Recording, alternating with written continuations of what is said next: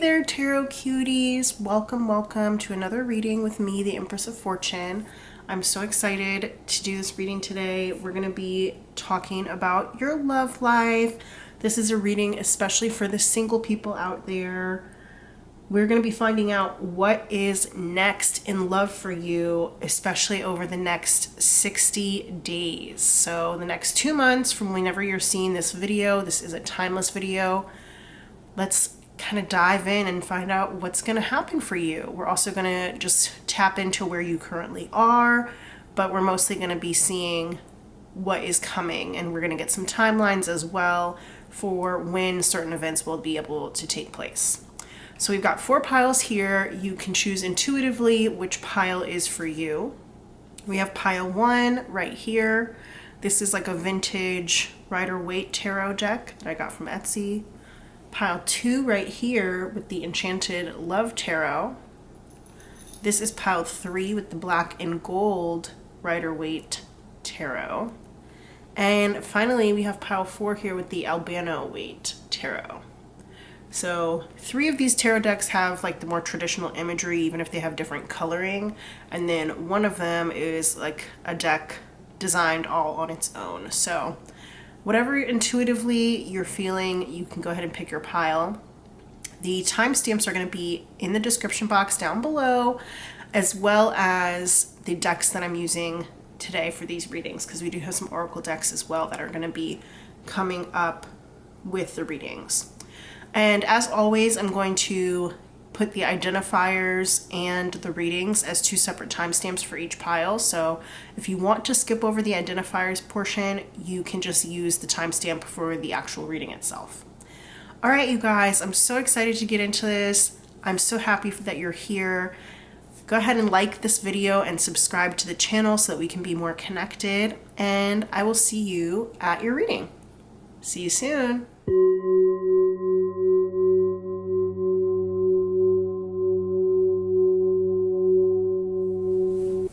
Hey there, pile 1. Welcome to the identifiers portion of your reading. If you want to skip this part and just go straight to the reading, the timestamps are going to be listed down below. Just click the timestamp for pile 1 reading and you will skip right to it. If you are here for the identifiers, I'm going to go ahead and put this deck right over here to the side. And we're gonna get our handy dandy lip bowl out. I've added some new identifiers to the bowl today, so we'll see what comes out. Of course, they're all mixed up and everything, so Spirit, we're doing a reading for the singles. What's next in love over the next 60 days? How can the viewer be sure that they've chosen the right reading? Let's get some identifiers out for the people who chose pile 1. Who is in pile 1? Who are my pile 1 people?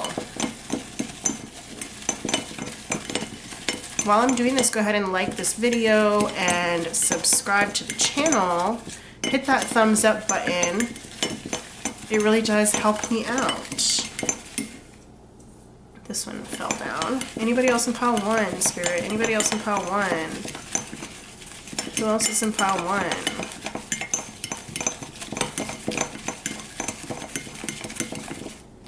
All right, I think that's it for pile 1. Let's go ahead and check these out. All right, so we've got 1894 by Amber Mark. That's a song. We have Morris Chestnut. He's an actor.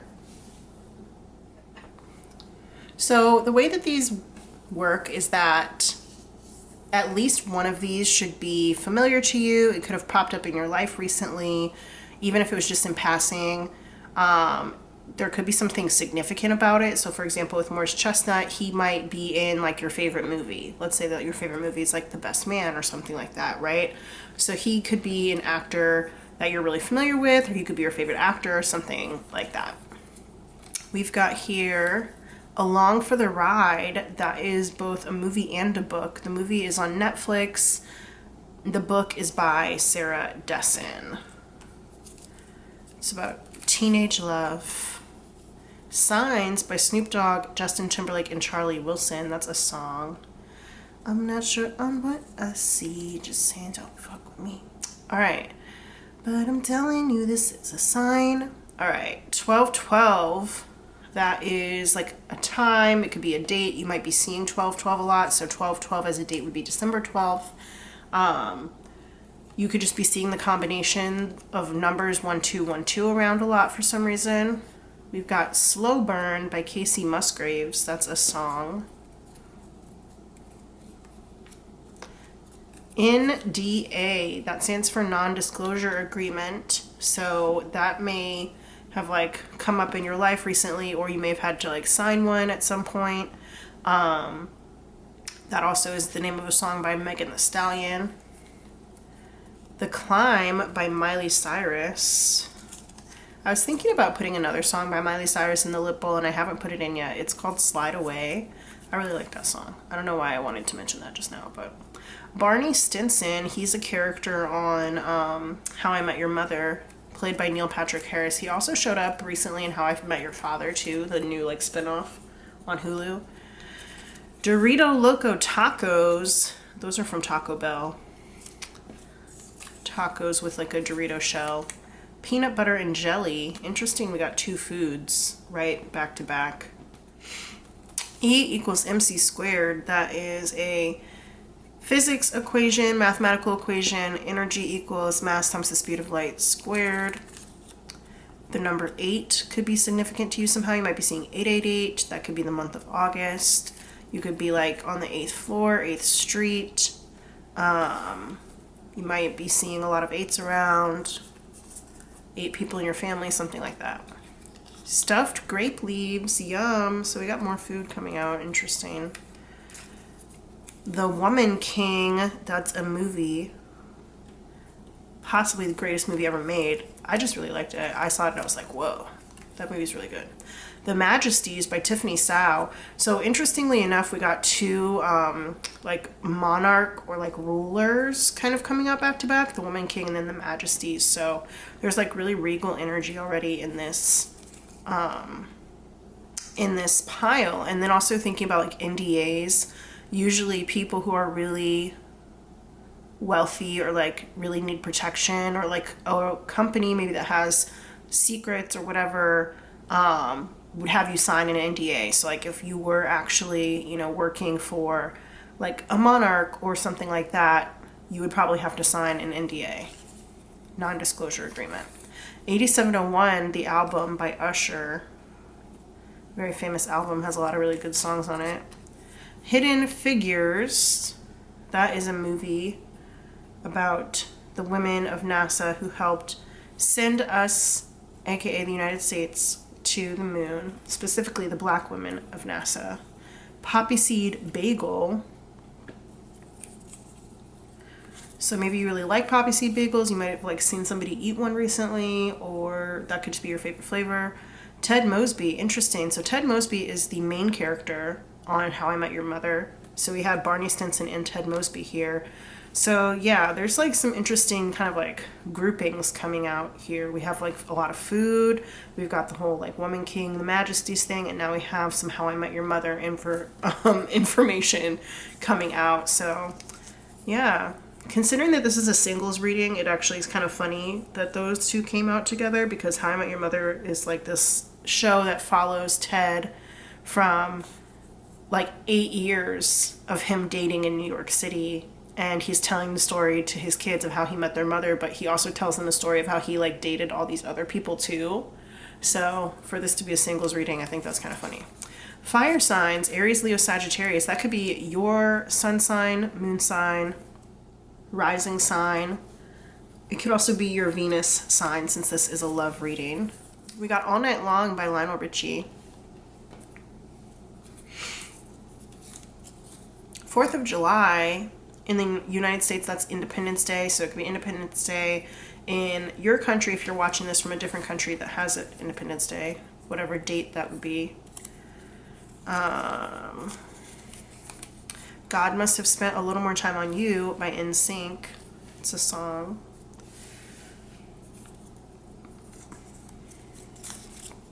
Sufjan Stevens, that's a musician.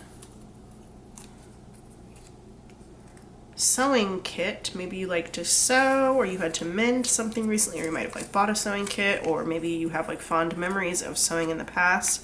Company by Drake featuring Travis Scott. We've got here rooftop pool. So you might have like visited a rooftop pool recently.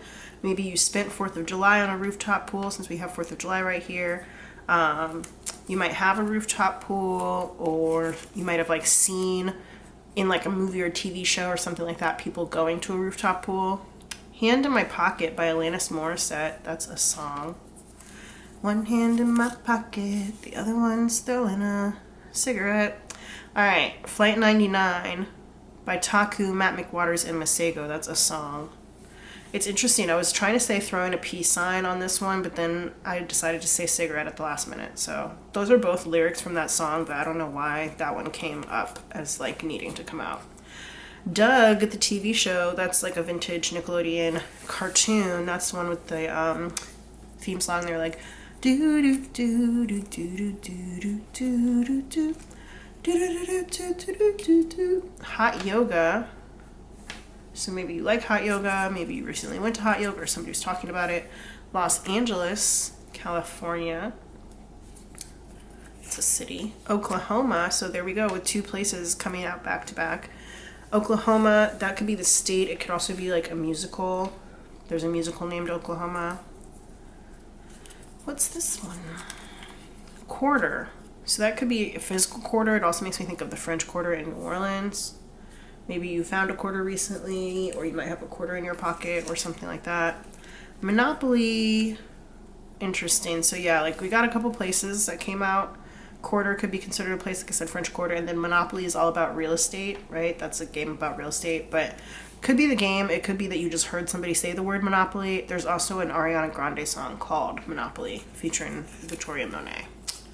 What Would You Do by City High. That is that song where she's like, what would you do if your son was at home, crying all alone on the bedroom floor because he's hungry?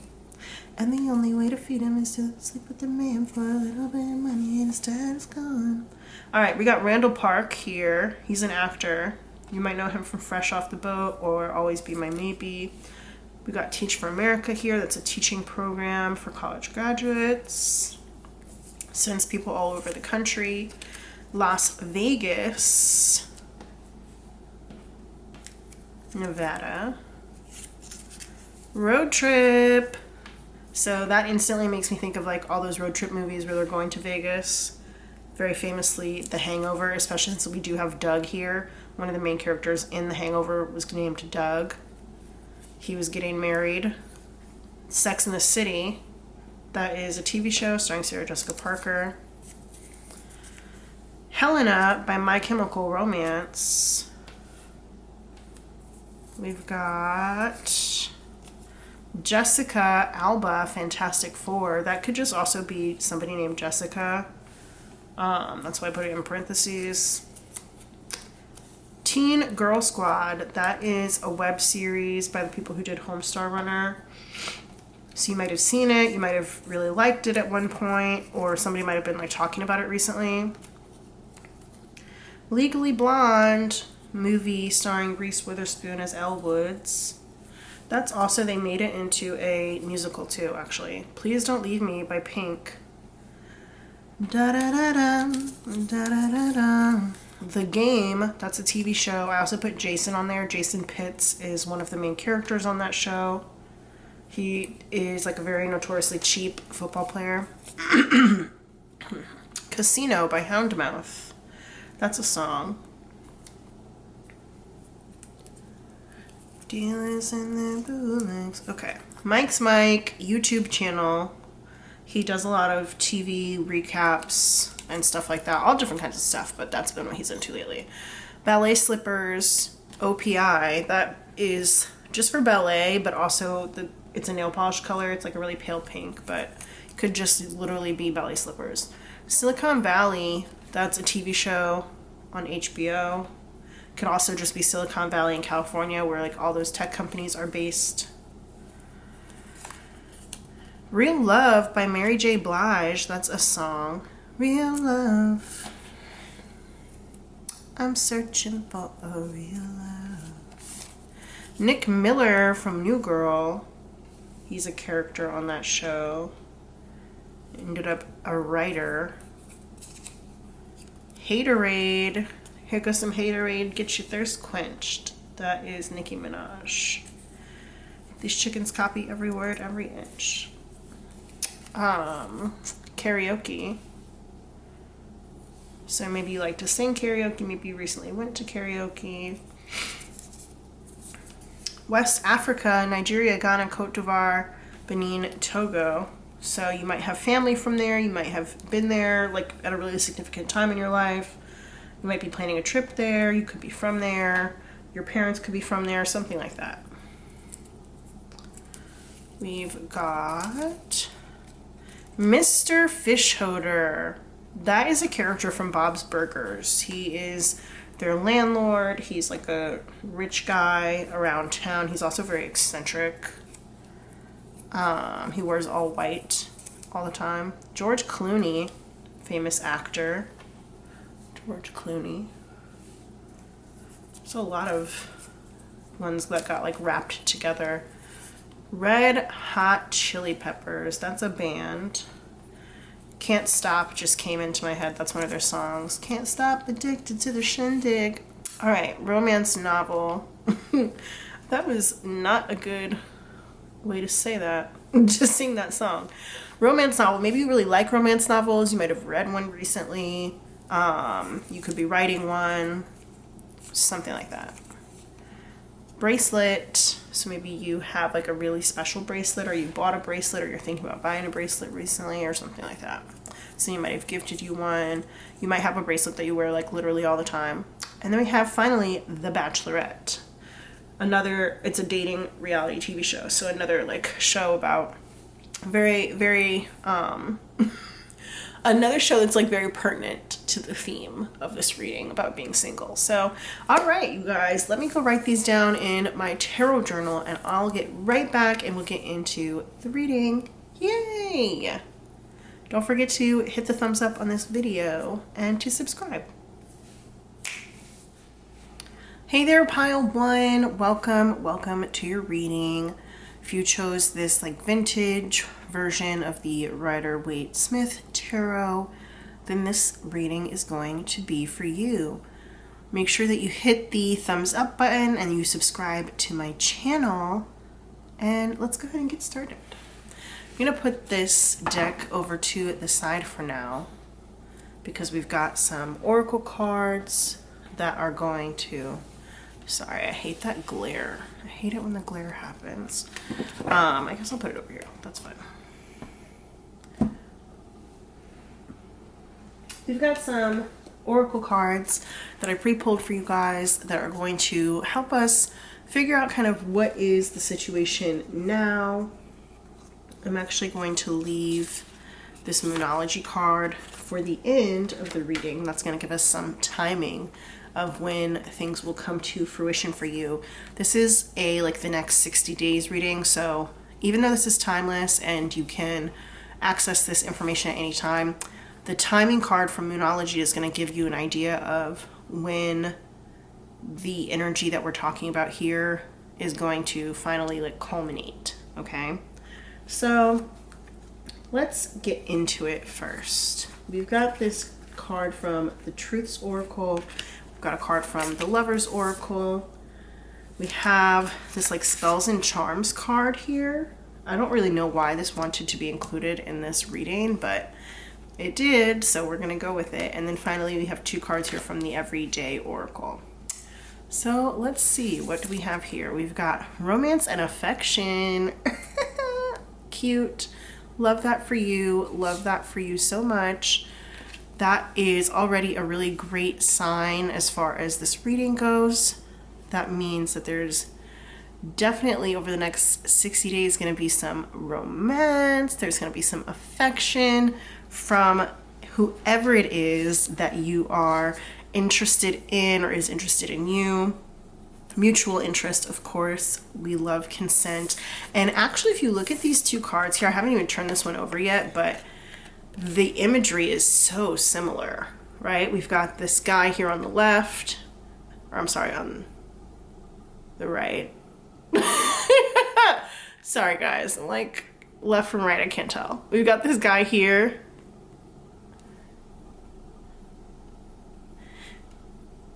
Yeah, okay.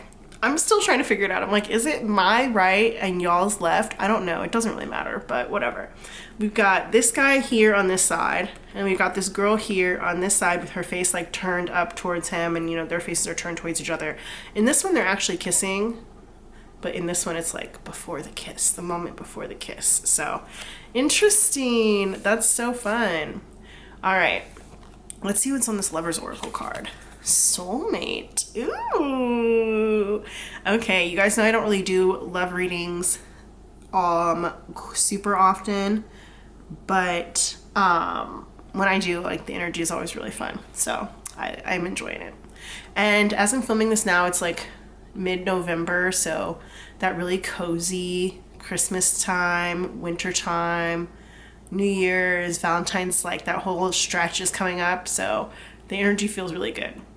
Especially for this to be like a next 60 days reading. If you haven't been cuffed yet, you know, this is a singles reading, then it's looking really good for you. Not that it's bad to be single during this time. I just know that, you know, some people prefer to have a partner during this time. So if that's the case for you, then it's looking good.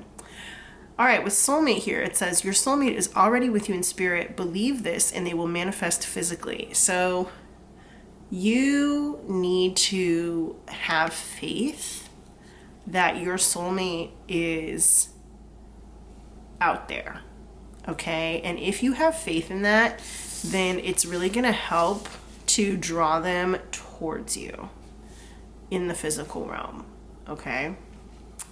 All right, let's see. The spell and charm. I really don't know why this wanted to be here, but it decided to come through, so. As I just said that it was 4:44 on the clock on my camera. So this says hearth and home. A little gentle magic to smooth even the most difficult situations and to keep your family and home in harmony. So there could be some sort of like family or home connection for this person, between you and this person, or this could be something that is like just going on in your life at the time. And we have, ooh, fertility rite. Okay, babies. Interesting. So this may not have to necessarily be you with your fertility. It could be somebody else in your family dealing with fertility, and it could just be like a subject that's been discussed. But this is a sympathetic and safe spell that gives nature a chance to work her own magic. So it has some ingredients on here, and the ingredients are a hollow egg, such as a cardboard Easter egg, a white candle, a pomegranate, and a green pouch. Interesting. In the evening, open the hollow egg and place it on the windowsill where it can receive the moonlight. Make yourself comfortable and light the white candle. Concentrate on the candle's glow and try to attune yourself to your natural senses. Peel the pomegranate and eat the juicy pulp around each seed, extracting them one by one. Reserve one pomegranate seed and let it dry. The next morning, place the seed in the egg and close it. Each day until the full moon, take a walk and collect 2 small natural items, such as a stone, leaf, or seed. Place these items in a green pouch and sleep with the parcel under your pillow. During your walks, take note of the living creatures all around you and wish yourself to be included in this miracle of nature. When the moon is at its fullest, leave the egg open overnight. The next day, close the egg and place it in a dark drawer. If you need to, do the same thing on the next full moon. All right, so this is just giving me the idea that you, if you're not looking to have a child, have another child, you might want to be really careful with this kind of situation. This timing, the next 60 days, you could be like particularly fertile. Some of you guys might be experiencing fertility issues, and if that's the case and you would like to have a child, then there can be some things that could potentially help you over the next 60 days, or maybe like the energy over the next 60 days would be really, really helpful.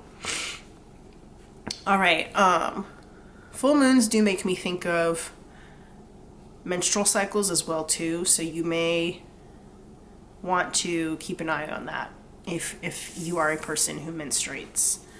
All right, we've got these 2 cards here from the Everyday Oracle. Let's see what they have to say. We've got here with this one, Loyalty, La Fedelta. Interesting. So I love this already because this is giving like very, very, very loyal soulmate vibes, okay? This is a relationship that could last a lifetime. This is a relationship that could be very long lasting. You guys are going to be so into each other. Lots of loyalty and love. Puppies definitely coming through here, and that could go with the fertility thing too, but also it's like maybe somebody's going to get a puppy for Christmas. Obviously, that's not for everybody, and if you don't celebrate Christmas, it could be for another holiday where gifts are given over the next 60 days from when you're seeing this, such as like a birthday or something like that. But possibly somebody could be getting a dog as a gift or like a pet as a gift or something like that. All right, what do we have here? Oh, there's something else that this dog wants to say to me. If you are interested in having a child, if you do end up pregnant, if you're capable of being pregnant, your dog may know before you know. That is something that's coming through here, if you have a dog. And then, yeah. I get this as being like kind of like an intense time or an intense relationship. And if you have a dog, your relationship with your dog could also get particularly intense over the next 60 days. It could be, especially if you enter into a new relationship, that they want more attention from you, or it might be that they really like your partner or something like that. But if you have a dog or a pet in general, then your pet may also need some extra love and attention during the next 60 days. Whoa, look at that. We just got a cat. A dog and a cat here. That's crazy. Interesting. And it is also interesting because the cat kind of represents a little bit of like opposite energy to the dog.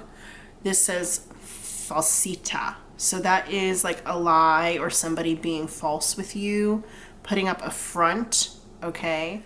This could be somebody's hidden intentions. Okay, so you do want to be careful if somebody is like trying to like love bomb you or something like that. You do want to watch out for stuff like that because that can be a bad sign.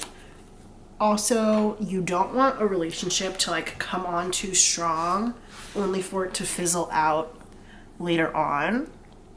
And then also I do want to say that there is a lot of importance to ensuring that everybody's on the same page when it comes to your sexual life and your sexual preferences, especially when it comes to like wearing protection and taking birth control and stuff like that. You just want to make sure that everybody's on the same page as far as those things go, because if one person thinks that, you know, somebody's wearing protection and the other person knows that they're not, that is not a totally consensual situation, you know? You need to make sure that everybody is aware of everything that's going on at all times during any sexual encounter. That's really, really important. We don't want any like stealthing or anything going on like that. So just stay aware, stay safe out here. I am not getting like terrible vibes from this card, the Falsita card, but there is definitely something that like could come to the surface later on that you might not be super happy with. Okay, this could be a big secret, it could be a small secret, but you do just want to make sure that you have the full truth and that everybody is abreast of like what's going on within the relationship. So that requires communication and like clear expectations, clear communication and boundaries. Like that's one thing that cats really have, is that you know what a cat's boundaries are like very easily, and they don't even have to speak. It's just by the way that they act, right? So make sure your boundaries are really clear when it comes to love, romance, sex, all those kinds of things. Even if this person is your soulmate and you feel really close to them, you just want to make sure that you're communicating your needs and your boundaries as well too. All right, so I think that it's almost time for us to go to the tarot, but this fertility rite is like really coming through for some reason. And again, I really don't know why this wanted to be part of this reading at all, but I guess we'll find out with the tarot. Let's get into it. Spirit, pile 1. The people who chose this like vintage Rider-Waite tarot, my singles want to know what is coming for them over the next 60 days. What's coming for the singles over the next 60 days who chose pile 1, Spirit? All right, let's shuffle this one more time.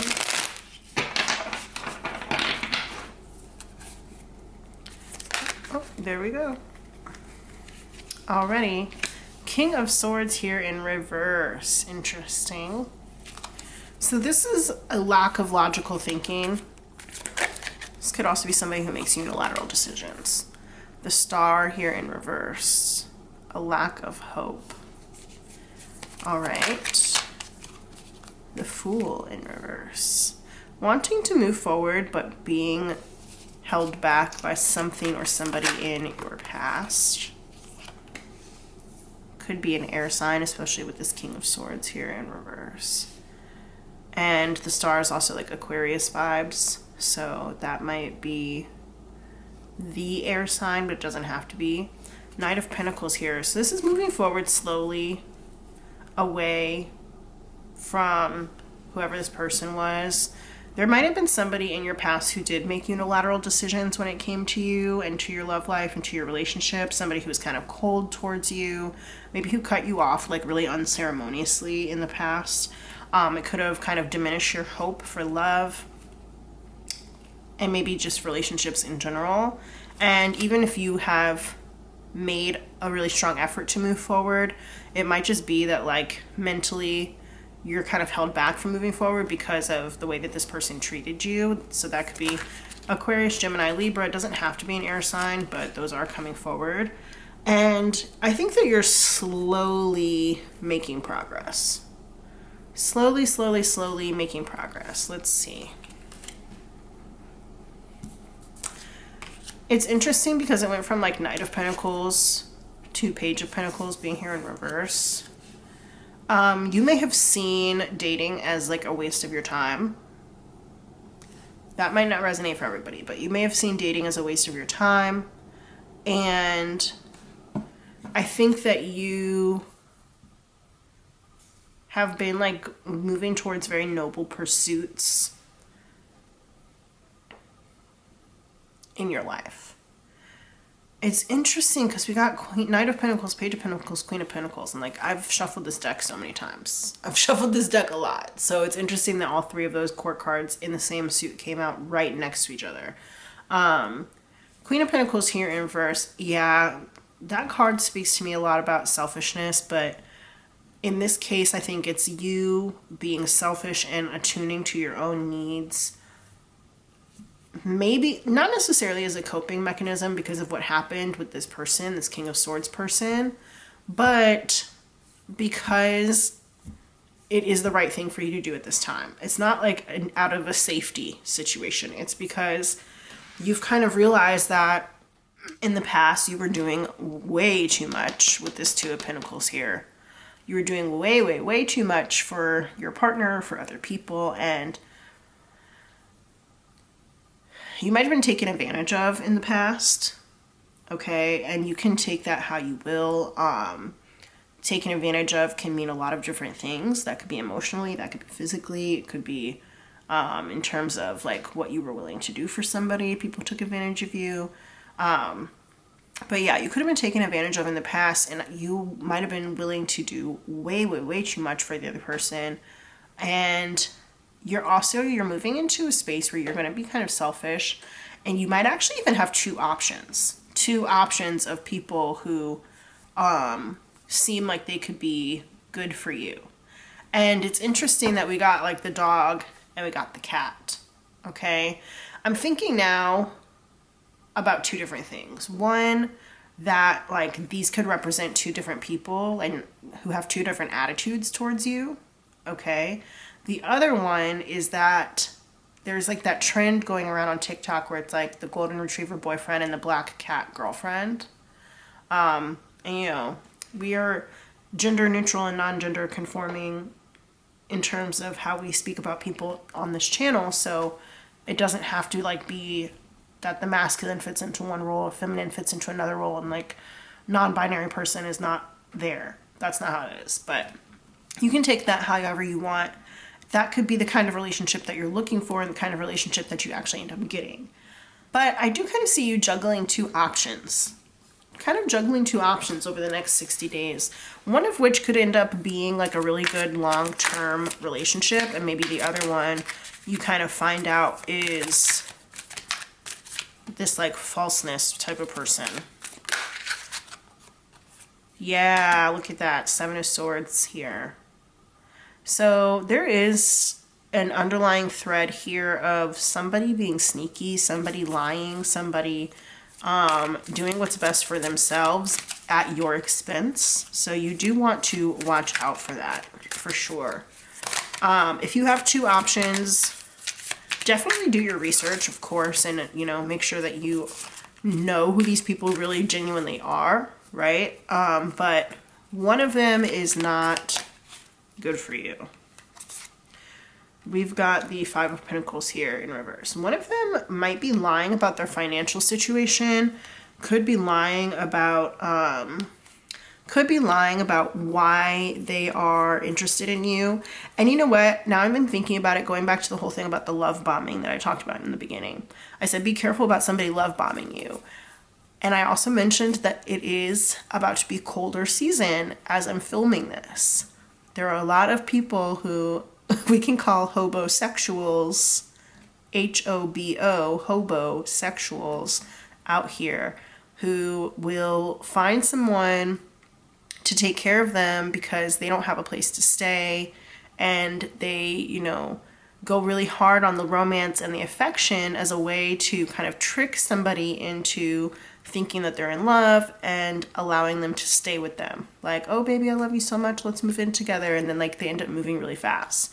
And it's so funny that I end up bringing that up because when I was looking at these two cards here, like the dog and the cat, I was thinking about how this cat is like sitting on this chair, right? This cat is like here sitting on this chair. And I just thought it was so funny.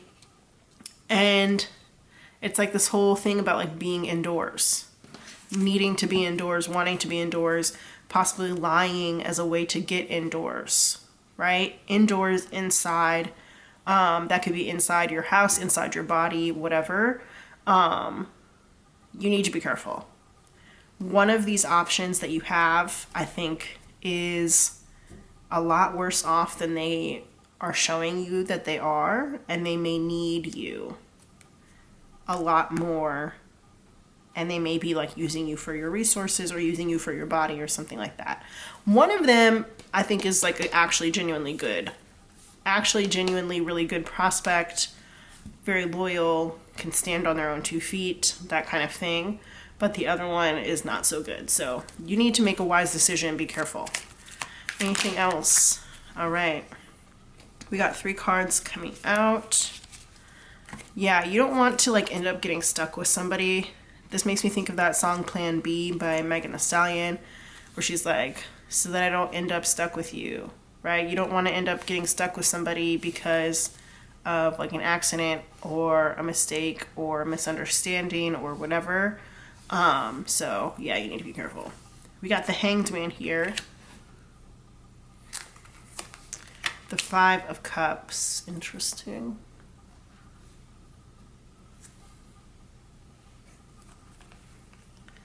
We've got the 6 of Swords and the 2 of Swords. Yeah, okay. So, you might be coming out of a long hiatus or in a long hiatus when it comes to dating. My throat was just so dry. So you might be coming out of like a dry spell. or a dry season, and this is like after you were really disappointed, like I said, with something that happened with like this King of Swords character who's like nefarious, pathological liar.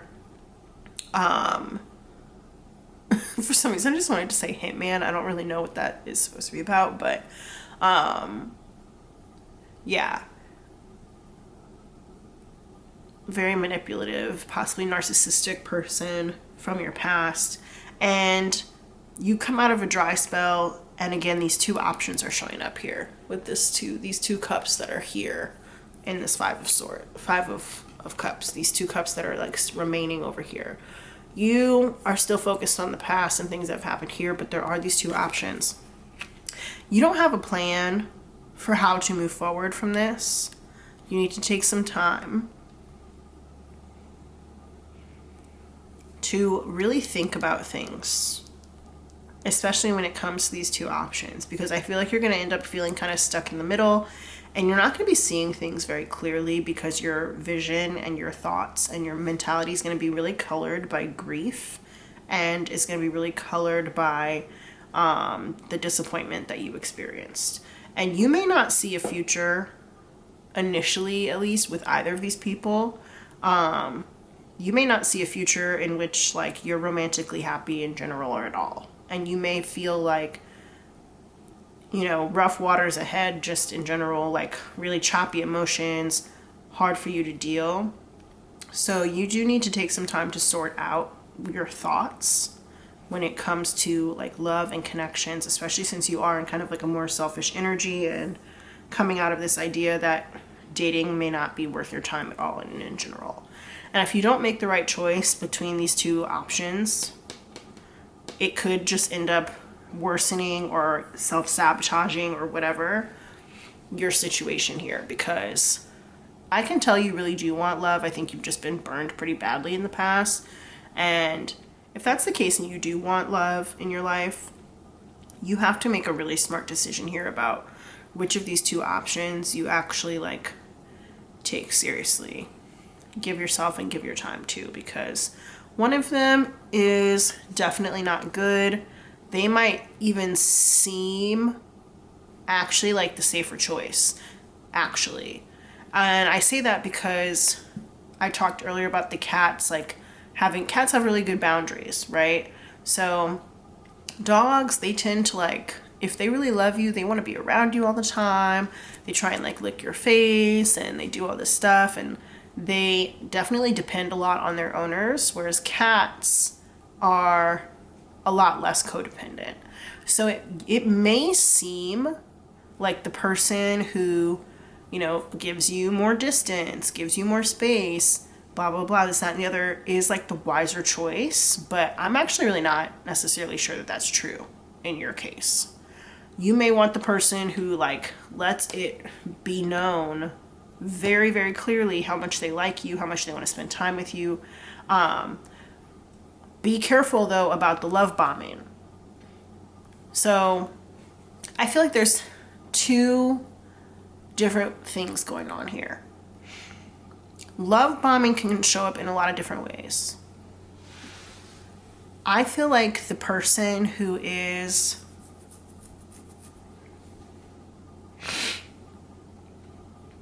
the more dangerous one is the one who's going to be maybe more materialistic, okay?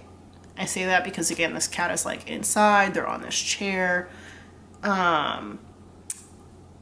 They are more covered, okay? Whereas the dog here is outside, you know, living like in a tent and just, you know, admiring the beauty of the world, okay? So I feel like if there is a love bombing situation, it's going to be kind of like a materialistic one, okay?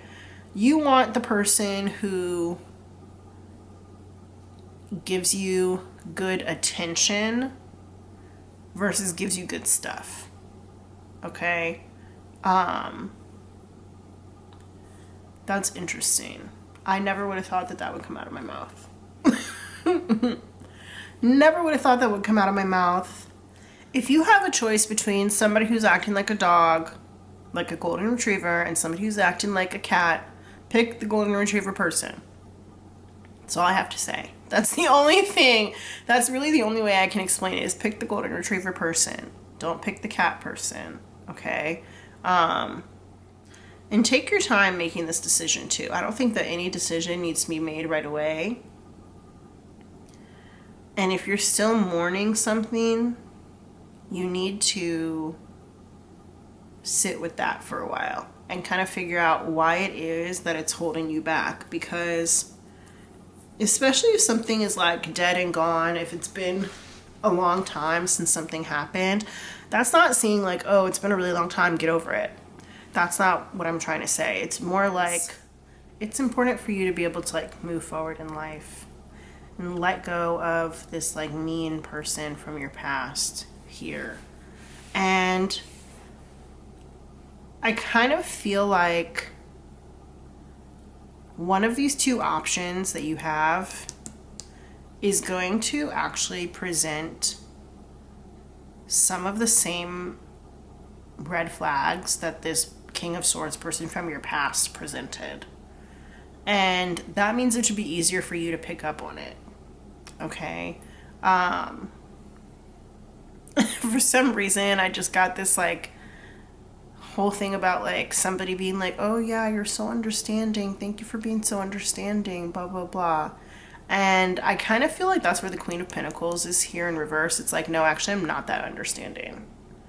And in a way, I think that that attitude is actually kind of good for you to have, because when you're understanding of somebody, it can be good because it's like you get where they're coming from, but sometimes it can be bad because it's like it allows them a lot of space to make excuses, okay?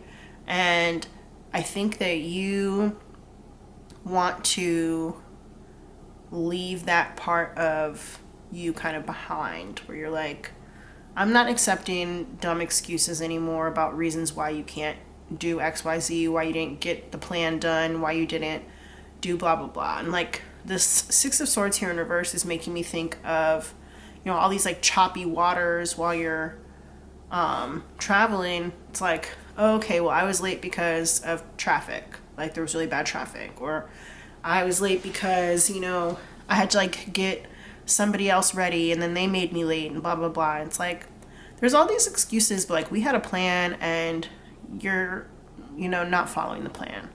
And I kind of just feel like this person, whoever's coming forward with this falseness and this cat energy, is going to have not only a lot of excuses, but they're going to have some of the similar traits to this King of Swords person from your past. And so it's your job now to identify that, because you're not here for struggle love, okay? You're not here for struggle love. And this person may not show you from the beginning that that's what they have to offer, okay? They might try and pretend like they have other stuff to offer, but they don't. So if you want to move out of this struggle love thing, struggle love era of your life, you need to learn how to identify who's real and who's not real. Some of you guys need to do more background checks on people. Some of you guys need to start asking more about people's finances and, you know, making sure that people live where they say they live and that they are who they say that they are and they work where they say that they work and that kind of thing, you know. So you don't want to fall into the trap of like a master manipulator and then end up genetically tied to them with this fertility right here, okay? Yeah, you want to be really careful about that. Be very careful.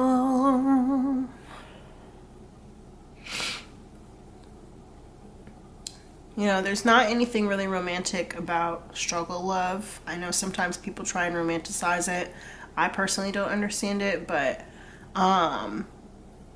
you know, in like the marriage vows, they say things like, you know, for richer and for poorer, and in sickness and in health, and all that kind of stuff. And sure, that's good, that's true, but if you believe that that person is smart enough and ambitious enough and has enough mental fortitude to be able to rise above their circumstances and let's say that they lose all their money. If you believe that that person has the stick-to-itiveness and the intelligence and whatever else is needed in order to like go out, come up with a new idea, and then make the money back, then like sure, that's good. But if you don't believe that the person that you're with has that ability, then you don't need to be with that person long term. You know, there are certain qualities that people can have that will make them successful. And you either believe that the person that you're with possesses those qualities or they don't. Okay? So you want somebody who possesses those qualities, not somebody who appears to possess them or who just like fell into some sort of good situation and doesn't have the skills to perpetuate it or maintain it or recreate it. Okay? If things were to go wrong. So yeah, some good signs for the person who might be the right choice for you. They might really like the outdoors. They could like hiking. They could wear a lot of hats. Interesting hats here. This hat is making me think of, you know, it's like a fedora hat kind of. It makes me think of Gino from 90 Day Fiance, Jasmine and Gino. I don't know why. Not that that's necessarily a good thing, but they could like to wear a lot of hats or belts or something like that. They themselves could have a dog. Yeah. So just look for somebody who comes off like really a lot more like naturally towards you. Okay, it should be like more of like a natural progression of things with the relationship rather than like a manufactured. The word I just almost said was like beguiled. I don't even know why. That's so weird.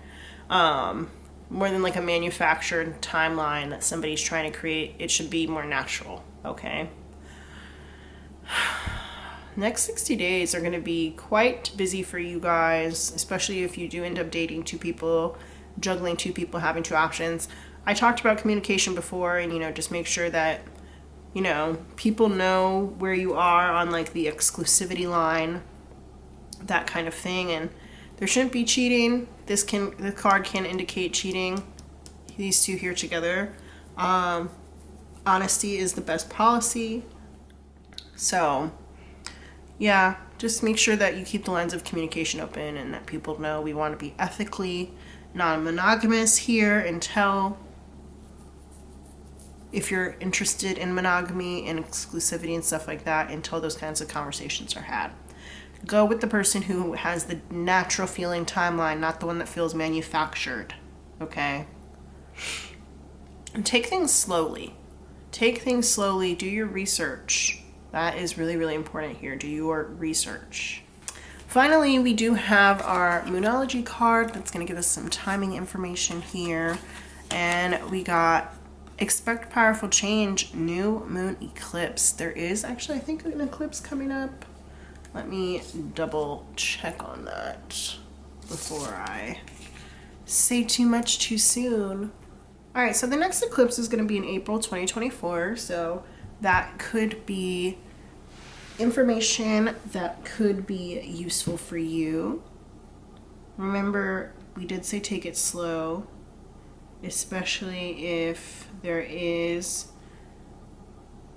multiple people involved or some sort of infidelity or something like that. You want to take it slow. And that eclipse is going to be in be passing over North America. Reminds me of the Fire Nation. All right, Pile 1, I'm going to leave this reading here. I hope that it was informative. Definitely come back, you know, in 60 days or less or whatever, or even leave a comment right now and just tell me how it resonated with you. But I would love to hear how everything worked out for you. And I'll see you in the next one. Bye.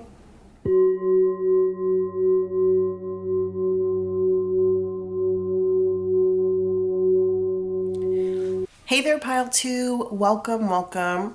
This is going to be the Identifiers portion of our reading. If you want to skip over this, there's another timestamp down below called Pile 2 Reading. That will take you right to the part with the cards. So let's go ahead and get our identifiers out. The way that these work is that they are meant to help confirm for you that this is in fact your reading.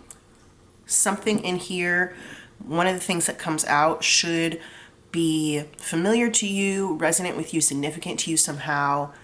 whether that was in your past or it could have shown up even just in the past few days of your life. So let's see. This is a singles reading to figure out what's next over the next 60 days. Spirit, the people who chose pile 2. Who are the people who chose pile 2 with the Enchanted Love Tarot? Who are my pile 2 people? Let's find out who pile 2 is. While I'm doing this, go ahead and hit that thumbs up button to give this video a like. And subscribe as well so that we can be more connected. Anybody else in pile 2, Spirit? Anybody else in pile 2?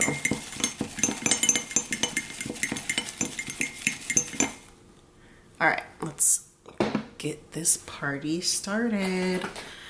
Alright, first we have Cheerleader by Omi, the Felix Jane radio edit. That's a song. That's that one that's like, oh, I think that I found myself a cheerleader. She is always right there when I need her. Linkin Park, that's a band. R.I.P. Chester. Numb just came to mind. They have a song called Numb. Set It Off, starring Queen Latifah. That's a movie about like a bank heist. Ukraine, the country. Catfish, the TV show. Also Neve Schulman and Cammie Crawford. So they're the hosts. You may have also seen them, I guess, like in an environment outside of Catfish. So like maybe you saw one of them on social media, or Cammie does host another show. Neve was on Dancing with the Stars at one point. So you could see them, you know, outside of Catfish. Dreams and Nightmares by Meek Mill. That is a song. I just saw something about Meek Mill earlier today. Privacy. So you could be taking steps to increase your privacy. You could have had conversations about privacy. You might have like recently changed your passwords or something like that, changed your locks or whatever. Yellow Jackets, that's a TV show on, I want to say it's on Showtime. It's about a soccer team, like a high school soccer team that gets lost in the woods on their way to nationals, and they like turn into cannibals. A Fine Romance by Judith Sills, PhD. That is like a sociological book all about courtship from meeting to marriage and the different steps that are included in that. 12-3-30. So this is a combination. This could be like your locker combination, but it also is like a famous workout where it's supposed to be like on the treadmill, you increase the incline up to 12 and the speed up to 3, and you do it for 30 minutes. But it does remind me of like a lock combination as well. Now you have to like turn your combination lock. I don't know why I just put that back. I do not know why I just folded that back up. That's so funny. Interesting that like with privacy, you know, I was talking about changing your locks, and then we got this and it made me think of combination lock, and then I just like closed it back up. So yeah, you might be like hiding something. You might have like a secret or something like that, or you could have like a safe, something that you're trying to keep safe, something that you don't want other people to know about. Rules by Kill Humanity, that's a song. Gimme Something Real by Ashford and Simpson, that's another song. Earrings, so you might really like earrings, you might have a lot of ear piercings, you might have just bought some new earrings, or like considering buying some new earrings, you might have like put some earrings in your shopping cart or something. Where Are You Going by Dave Matthews Band, that's a song. Sorry if I sound a little stuffed up, you guys. I'm getting over a cold. We've got Closer, which is a movie starring Natalie Portman, Jude Law, Julia Roberts, and Clive Owen. It's about two couples who like are very closely intertwined, affairs, that kind of thing. Picture by Sheryl Crow and Kid Rock, that is a song. It's like a really popular karaoke song. I don't know why I wanted to mention that just now, but felt important to mention. Bluebird by Miranda Lambert. And then Bluebirds just like in general, if you saw a bluebird recently. And then there's also a poem called Bluebird by Charles Bukowski that you may be familiar with. Vietnam. Interesting. So there's kind of like war energy here. We've got like war in Ukraine, Vietnam War. I don't know what that's about. Annoying. I kind of hate when that one comes out. I'm like considering removing it from the bowl. I don't know why I haven't yet, but it's in there for a reason, I guess. So maybe somebody like called you annoying, or maybe you called somebody annoying, or maybe just like a lot of annoying things have been happening to you today, or whatever. Could be a few different things. Yin Yang Twins, musical duo from Atlanta, made some pretty amazing hip hop music. The number 10, so that could be the month of October. It could be like a rating system, something like 0 out of 10, 10 out of 10. You could live on the 10th floor, 10th street. There could be 10 people in your family. Your birthday could be in October, so that could be Scorpio or Libra. 10 could be your lucky number. You might be seeing 1010, stuff like that. Gospel music. You could be a gospel music fan. You might have heard some gospel music earlier today or sometime in the past couple of days or something like that. You could be a singer. A Tribe Called Quest. That is a band, a hip-hop group from New York. Pranks and Punked. So you could really enjoy pranks, or somebody could have played a prank. You could have played a prank. Punked is a TV show where Ashton Kutcher went around pranking celebrities. So you could have been talking about that or watching it. Avenged Sevenfold. That is a band. I've also been thinking about taking them out of the lip bowl. I do not agree with a lot of their politics. I don't even listen to their music. I honestly don't even know why it got in the lip bowl. I just felt like I was called to put that in there, but whatever. Angus Thongs and Full Frontal Snogging. That is a book. It's the Georgia Nicholson series. They did turn it into a movie called Angus Thongs and Perfect Snogging. Doctor Strange Marvel. I don't watch any of the Marvel movies. I don't know anything about them, but I do believe Doctor Strange is played by Benedict Cumberbatch. I don't know what his powers are. I don't know anything about that. Counting Crows. That's a band, but you also could have like literally been counting crows. Like if you saw a lot of crows and then you counted them, there might be like a lot of crows in your neighborhood recently or something. What About Your Friends by TLC? That is a song. What about your friends? Voice. So that could be like The Voice, the TV show. You might work with your voice. You could, like I said already, you could be a singer. I said that when gospel music came out. You could be like a public speaker, a teacher, something that like really heavily relies on your voice for work. You could have been having vocal issues lately. I did mention that like I've been a little bit sick, and I said sorry if I sound stuffed up, so you might be having like voice issues recently or something like that. RB, Heart of Dixie. So RB stands for Rachel Bilson. Heart of Dixie is a TV show that was on the CW. Rachel Bilson played a New York City doctor who moved down to Alabama to take over a family practice. It is a very cute show. I really like it. Gordon Parks is a photographer. You could be a fan. You might have seen some of his photography recently or talked about it or heard somebody talking about him or something like that. The Departed. It's on this like little super tiny slip. The Departed, that's that movie starring Leonardo DiCaprio, Matt Damon, and Jack Nicholson about gangsters and like rats in the police department and stuff like that in Boston. Toni Morrison, famous author.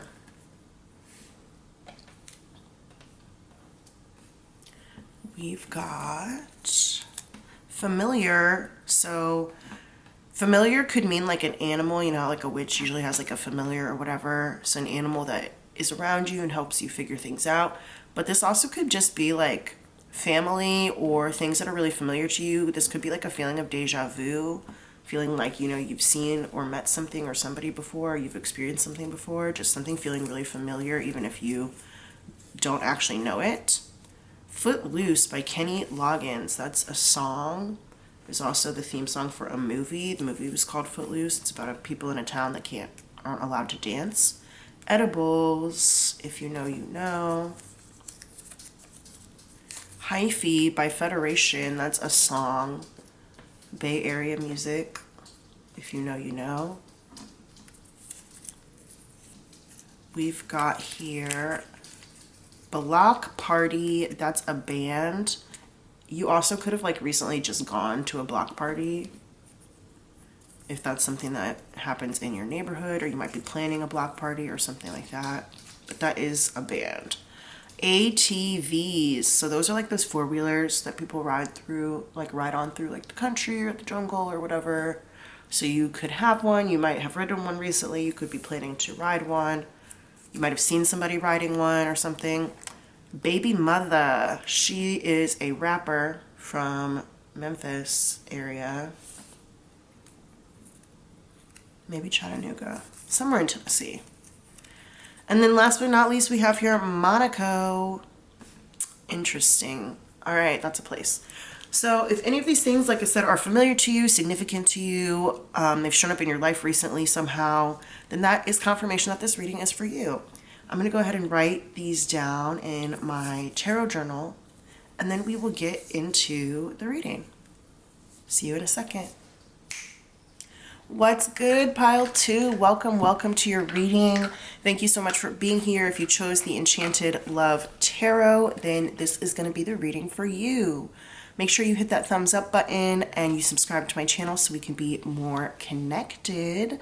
Let's go ahead and get into this reading. So I'm actually going to put these cards to the side right now, and I have some oracle cards that I pre-pulled for us that are going to give us some more information in this singles reading. So we've got some cards here from the Truth's Oracle. I've got one from the Lover's Oracle. We've got one from the Everyday Oracle. This Moonology card we're actually going to save till the end. And then we have this one from like the Spells and Magic Oracle. I don't really know Spells and Charms why this wanted to be included, but it was pretty informative in the first pile. So yeah, let's see what we've got here, and then we'll get into the tarot. So I think this is going to be giving us like some information about where you are right now, background information on your singles situation. Okay, we've got solitude, self-love. Well, that is pretty straightforward, this being a singles reading.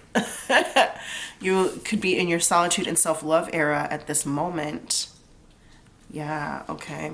We've also got here mirror illusion. I thought it said mirror, but it says illusion. I'm just gonna cover that up. She's like not really truly naked, but I don't want to get demonetized for silly reasons, so all right, so illusion, and this card is very interesting because it's like from the front it looks like the apple's whole, but in the back you can see there's like a really big chunk taken out of it. So it's what other people see versus what the reality is, and it's making me think that you are in like a very vulnerable state right now in your singlehood. And then we've got comfort. Yep. So you want somebody who you can feel comfortable and natural around. And it's interesting, this lady and this lady, they actually kind of like look like they could be the same person. They've got the same hair. They do look very similar. So wanting to go from this place of feeling like you're alone and like people don't see the real you to a place where you find a safe place to land. Somebody who can be that comfortable space for you where you can share your vulnerability and not just have to like put up this front with them where, you know, everybody thinks it's like this, but really it's like this, and they get to know what's really going on behind the scenes. So that's what you're looking for. That's interesting. Let's see. We've got here, life is a series of constantly shifting cycles. When we resist change, we resist the natural flow of life and create unnecessary stress. Go with the flow. You will be surprised where it leads. Alrighty, let's go ahead and put that right there. And so you might be resistant to going with the flow right now. This idea that you have to put up a front with other people and you can't really let your true self shine through. You can't let people know, like, if you're feeling weak or if you're feeling vulnerable about something. You could definitely be like the person people see as like the strong friend. You could have been alone for a really long time.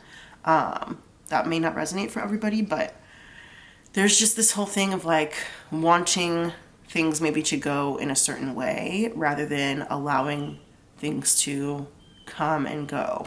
All right, let's see what this card has to say. Consolation prize, gran consolazione. I don't really speak Italian, so I don't know if that is the right way to pronounce it, but consolation prize, that's an interesting thought. It's like feeling like you are getting picked second, or like, you're not somebody's dream girl or dream guy, dream person, feeling like it's just, a consolation for not getting what they really wanted. And then that also could be you, like feeling like you're not getting what you really wanted and you always have to settle for people who are not truly your number one ideal. All right, so that energy is coming through as well. And that's not to say that consolation prizes like aren't still worth something, In this card here, they got like a ring, they got 1,000 shekels, I want to say. I don't know, coins. I don't know what currency we're going to talk about, but they got $1,000, whatever. They got peace with this like little, wreath here. And that's not to say that a consolation prize, can't still be valuable. So I think that you could do well to reframe some of the ways that you think about certain things, especially when it comes to going with the flow and understanding that like we can't always get what we want, but that doesn't mean that we don't get what we need. It's like that song by, is that the Rolling Stones? Can't always get what you want. Get what you need. Oh, baby.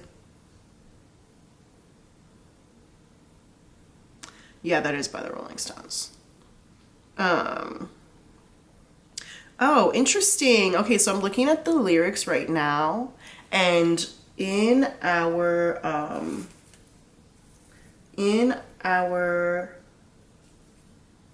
identifiers, we got Footloose by Kenny Loggins. That song came out. Let me see if I can find it. And here it is. Footloose came out by Kenny Loggins. So I'm going to go ahead and put that there.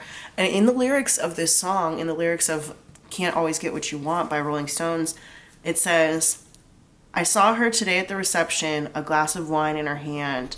I knew she would meet her connection. At her feet was her footloose man.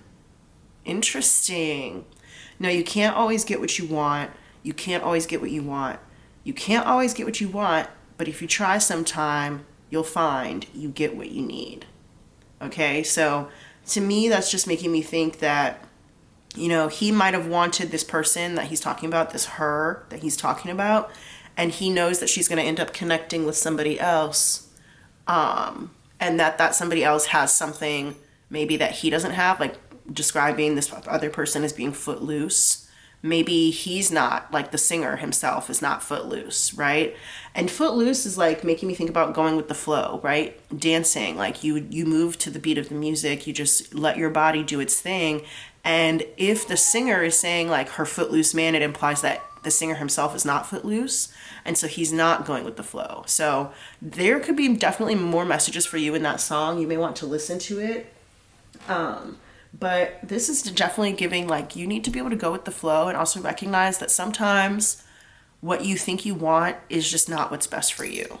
And so you guys could be maybe suffering from like a lost love, or feeling like in the past you were second place to somebody else. And if that's the case, then I want you to know that you are worthy and you are enough, and you will be finding somebody eventually. We'll see if that happens in the next 60 days or not, but finding the comfort that you desire, it is out there, okay? You just have to like be willing to be a little bit more fluid with how you see things.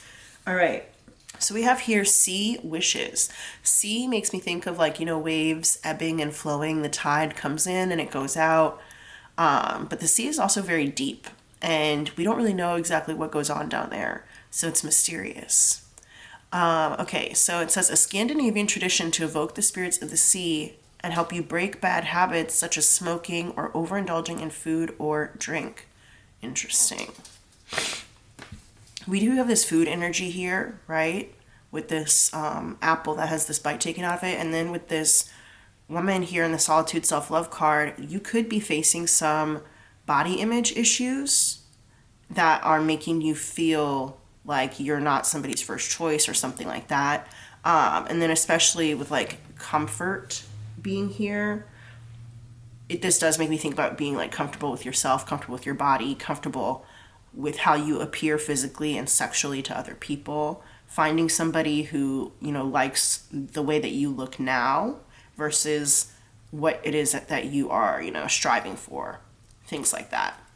So maybe potential food issues or diet issues could be hindering you in your self-perception and your self-love journey, and in turn hindering you in feeling comfortable around potential romantic partners. So the ingredients for this are a symbol of what you wish to give up, a small bag or pouch, a piece of driftwood, and a sharp knife. Interesting. Keep the symbol of your bad habit in a bag or pouch close to your body. When you get to the beach, find a piece of driftwood and, with the knife, etch the runic symbols of strength and protection onto it, all while thinking positively about breaking your habit. When the tide is going out, remove your shoes and wade up to your knees. Hold the runes in your left hand and walk in a counterclockwise circle 7 times. On each circuit, pick up a small treasure from the seabed and place it in the bag. On the last turn, gently place your driftwood on a wave and watch it travel away from you. Take the piece of seaweed home with you and hang it outside your door to remind you of the task in hand. Take the contents of the bag and bury it in your garden. Something that really caught up to me about this was that it said go in the circle 7 times. If you didn't watch the Identifiers, there was a combination on there. It was 12, 3, 30, which is supposed to be, and that's interesting actually too, because it is a workout routine, and we're talking here about body image issues and diet, nutrition, exercise, bad habits, that kind of thing. It is supposed to be a workout, but it also reminded me of a combination lock code. You know how on those twisty locks, you have to turn it, to the right, then you have to turn it to the left, and then you have to turn it to the right. You have to do a full circle and all this other stuff in order to open the combination lock. And so it's interesting that came out, but this could be an interesting ritual if you are into that kind of thing.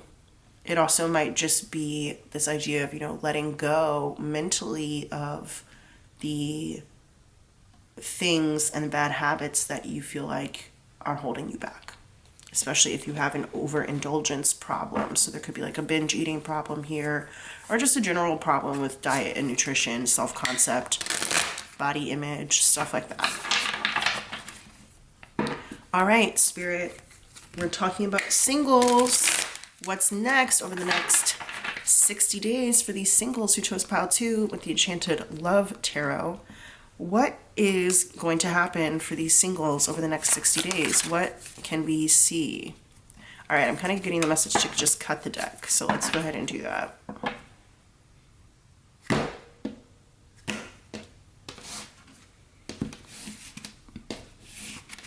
All right, let's see. We've got the 4 of Shells, that's the 4 of Cups, in reverse. So this is an invitation. Somebody's going to invite you to do something, and I'm not going to tell you whether or not you should take it, but it could be beneficial if you did take it. Interesting. You have free will, of course, always, so you can choose whatever it is that you want to do, but this in the reverse does typically indicate an invitation that you should consider. 5 of Gems, that's a 5 of Pentacles. Here it says anxiety. So this is financial or resource anxiety, having or feeling like you don't have enough, feeling like you are in a tough spot. This could be a lack consciousness, poverty consciousness, that kind of thing. I don't know why, but it's giving somebody broke is going to ask you out. I don't know about that. The Fool. So this is a new beginning, a new start trusting somebody or trusting a situation.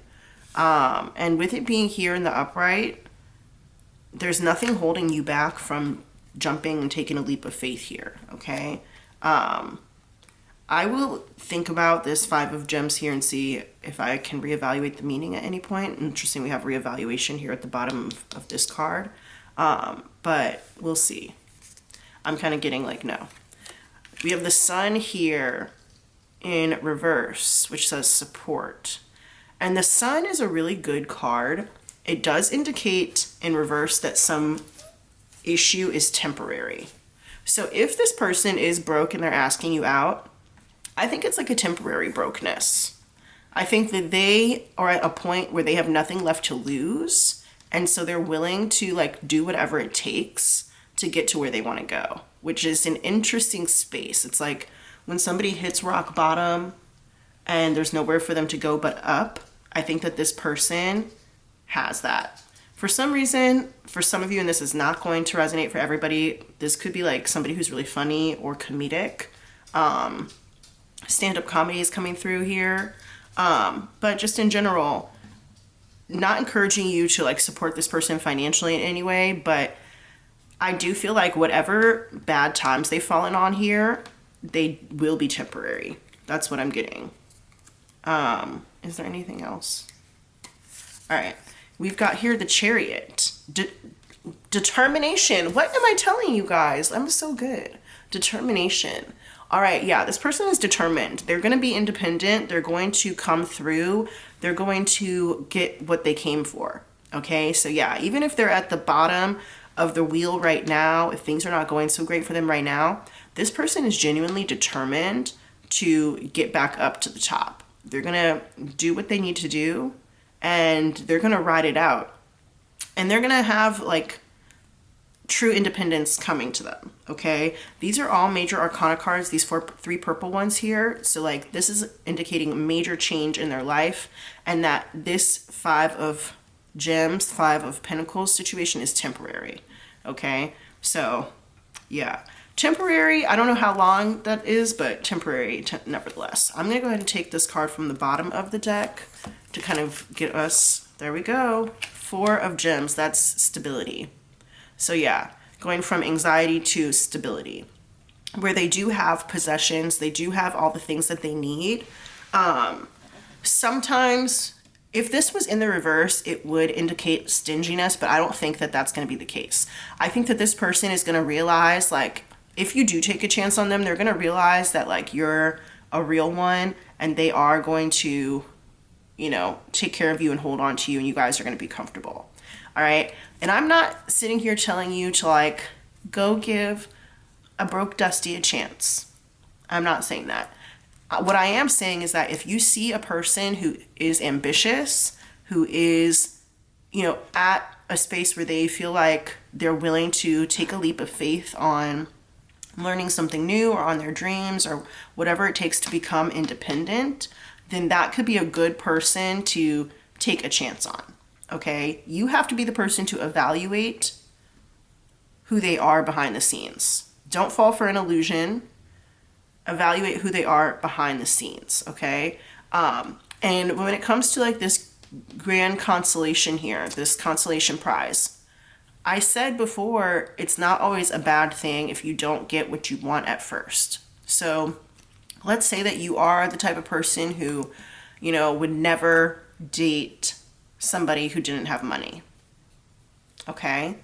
And you wanted a person who has money, who has their financial house in order. But the person who makes you feel most comfortable and the person who is truly there for you does not have that right now. It doesn't mean that they're never going to have that. And it doesn't mean that it's not what you need. Remember, you can't always get what you want. You get what you need. Okay. So yeah, I don't take the whole broke thing with a grain of salt, because it makes me think of, there's a TV show called A Different World, and one of the main characters, her name is Whitley, and she's like, an ambitious man is never poor. And it's because of the way that his mentality is set up. Even if he's in a bad spot right now, he has the mentality to be able to get out of it. Okay? So you need to really evaluate people's mentalities, and at the same time, you need to make sure that you're feeling comfortable where you are. Okay? With your life, with yourself, with your body, with your self-image. Okay? And if there's somebody out there who values you for you, then that's important. All right? That's important. And if there are signs that this person, if they are going through a hardship, if there are signs that it's temporary and that they're doing what they can to follow their dreams and to get out of that, and they're not just like being lazy, sitting around on the couch, you know, wishing for something to come, then, you know, the cards say it's okay to give them a chance. And again, you have free will. You can do whatever you want. So yeah, but I do feel like this person, we got like footloose. I heard fancy free. Okay, so fancy free could both mean like they literally are not fancy, like they don't have fancy stuff, they don't have a fancy car, they don't have blah blah blah, but it also could just mean that they want for nothing. Like internally they know who they are, and so they don't like want to be anybody else besides who they are, because they know that they can get where they want to be by being themselves. Okay, so yeah, interesting. Let's get this I'm gonna put this right here. Let's get this Moonology card. This is gonna give us some timing on when this is all going to culminate. And we got, your hard work is paying off. See, that's what I'm saying. Hard work paying off. That's what this person is going to be on. They're going to be on some hard work shit, and it's going to pay off. And you're going to, if you decide to be there with them, like, you'll be rewarded when it does pay off. New moon in Capricorn. So as I'm filming right now, it is Scorpio season still. Capricorn season is coming up in a few weeks. Capricorn season is in December and early January. So that's coming up, and this is supposed to be the next 60 days. If you're watching this, you know, after I film it, then this could be just at the next new moon or the next couple of new moons for you. All right, interesting. Capricorn may also be like one of your signs. You might have a lot of placements there, or that person could have a lot of placements there as well. But yeah, I find this to be kind of exciting. I don't know why I find it to be exciting, but I think it is cool to see like somebody started from the bottom, now we're here kind of situation. This is giving like self-made kind of situation, okay? This does not mean you have to help them build. I want to be very clear about that. You don't have to help them build anything. If they are really what they say they are, then they can build it by themselves, but they might just need you to like believe in them. That might literally be it. You just might need to believe in them and like laugh at their jokes or whatever, right? Yeah. All right. I think pile 2, I think that this is the reading. I think this is it. Thank you for sticking around with me. Don't forget to hit the thumbs up button and like this video and to subscribe to my channel, and I will see you in the next one. Bye.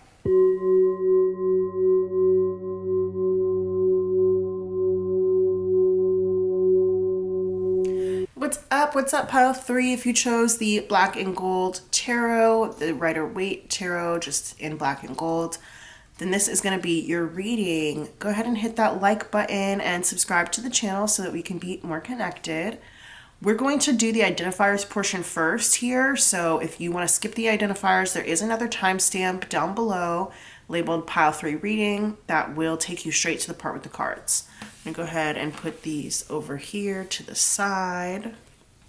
Sorry, I don't like it when it gets like shiny glare. So I'm actually going to put those right here to the side. And then we're going to get our handy dandy lip bowl out. This will be our confirmation. So if any of the things that come out of this lip bowl have been showing up in your life recently in the last few days. They could have been significant to you somehow in your past, or I guess in your present as well. Then that is confirmation that this is your reading. Spirit, we're doing a singles reading. What's next over the next 60 days? The people who chose pile 3 with the black and gold tarot, who are they? Who's in pile 3, Spirit? Who are my pile 3 people? Who are my pile 3 people, Spirit? Who's in pile 3? Don't forget to hit that thumbs up button, you guys. It really does help my video out. And when you subscribe, I can read your energy a lot better. So it's like the readings are more personalized. Spirit, who's in pile 3? Anybody else in pile 3?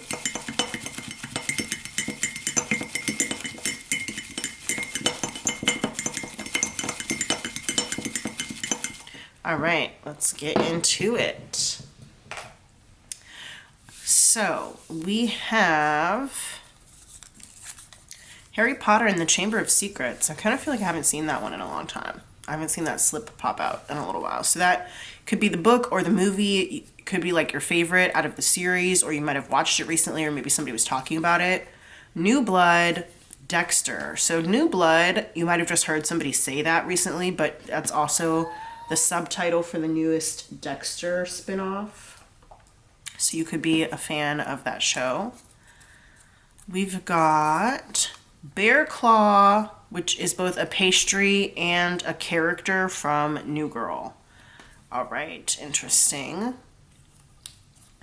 Bacon. I don't know why that makes me think of Kevin Bacon, but it does. So maybe you ate some bacon earlier, or you smelled some bacon, or you were talking about bacon, or that could just be like your favorite food, something like that. Anthony Kiedis, Remy Wolf. So Anthony Kiedis is the lead singer of the Red Hot Chili Peppers. Remy Wolf is a solo artist. She has a song named Anthony Kiedis. So if you are familiar with either that song or Remy Wolf in general or Anthony Kiedis in general, that this could be a confirmation for you. Lose My Breath by Destiny's Child. I am a little bit sick, getting over a cold, so if you guys like hear me losing my breath, I apologize. London, or The London. So you could be traveling to London, you could be from London, you could have family in London. This also is supposed to be like the song called The London. Can you meet me at the London? I want to say that's Young Thug. And it's 2 other people, but I'm not remembering who they are right now. Maybe J. Cole was one of them. Tina Belcher. She's a character from Bob's Burgers. She's the oldest daughter. She's like so awkward, but we love her. American Horror Story Season 1, Murder House. It's the first season of that show. Drew Barrymore by SZA. So we have this coming out again where it's like SZA made a song and the song is called Drew Barrymore. Remy Wolf made a song and the song is called Anthony Kiedis. So songs named after famous people is coming out here. Interesting. Big Rich Town by 50 Cent featuring Joe. That is the theme song for the TV show Power. Said this is a big rich town. I just come from the poorest part. Anne Hathaway. Power is such a good TV show if you haven't seen it. Anne Hathaway is an actress. Very famous actress. So you might have seen her in something recently, or you could be talking about her, or she might be your favorite actress, something like that. Breaking Free by Zac Efron and Vanessa Hudgens from High School Musical. Technically, Zac Efron did not sing that song, but I'm not going to change the slip. So you could have seen Zac Efron in something, or Vanessa Hudgens, or something like that, or it could just be the song itself. Or you could be a fan of High School Musical. Lemongrass, that is both like a flavor and a scent. Key Tattoo. So maybe you have a key tattoo, maybe you're planning on getting one, or you know somebody with a key tattoo, or you saw like a design of a tattoo that had a key in it recently or something. Seth Rogen, famous actor. You might know him from Superbad. He played the cop on Superbad, or Knocked Up, or a lot of different things. Sausage Party. Annie Mac, she is a British radio DJ. Nana by Trey Songz. So yeah, there's some like UK energy coming out here with the London and Annie Mac coming out. Sesame chicken, that could be like your favorite dish from the Chinese food spot.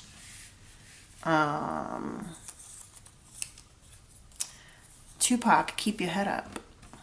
It's a song.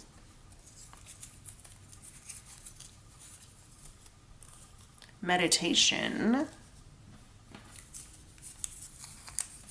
Famous last words. Maybe you heard somebody say that, or maybe you say that sometimes. I don't know. This Charming Man by Stars. That's a cover of the Smiths song. De La Soul. That's a hip hop group.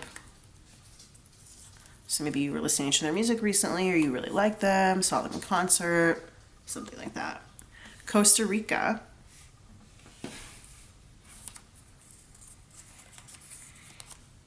Honeybee by The Head and the Heart. That's a song. We've got Justin Timberlake, musician and actor, both a solo artist and from NSYNC. Crush by Jennifer Page. That's that song where she's like, it's just a little crush, not like I faint every time we touch. Grand Crew was a TV show. I heard that they canceled it, unfortunately. Sad, but it's about a group of friends living in LA who hang out at a wine bar. It's very cute. Airbnb.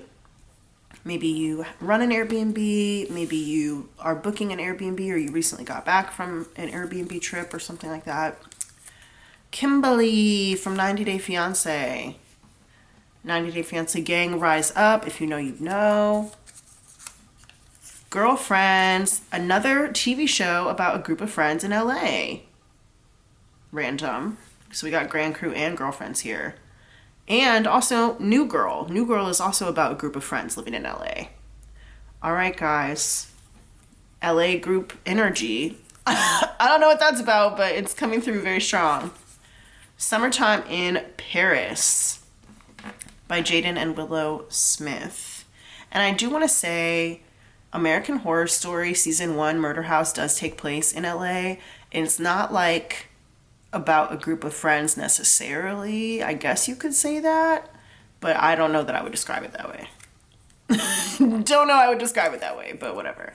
Chasing Liberty, that's a movie starring Mandy Moore where she plays the president's daughter and they like go around Europe.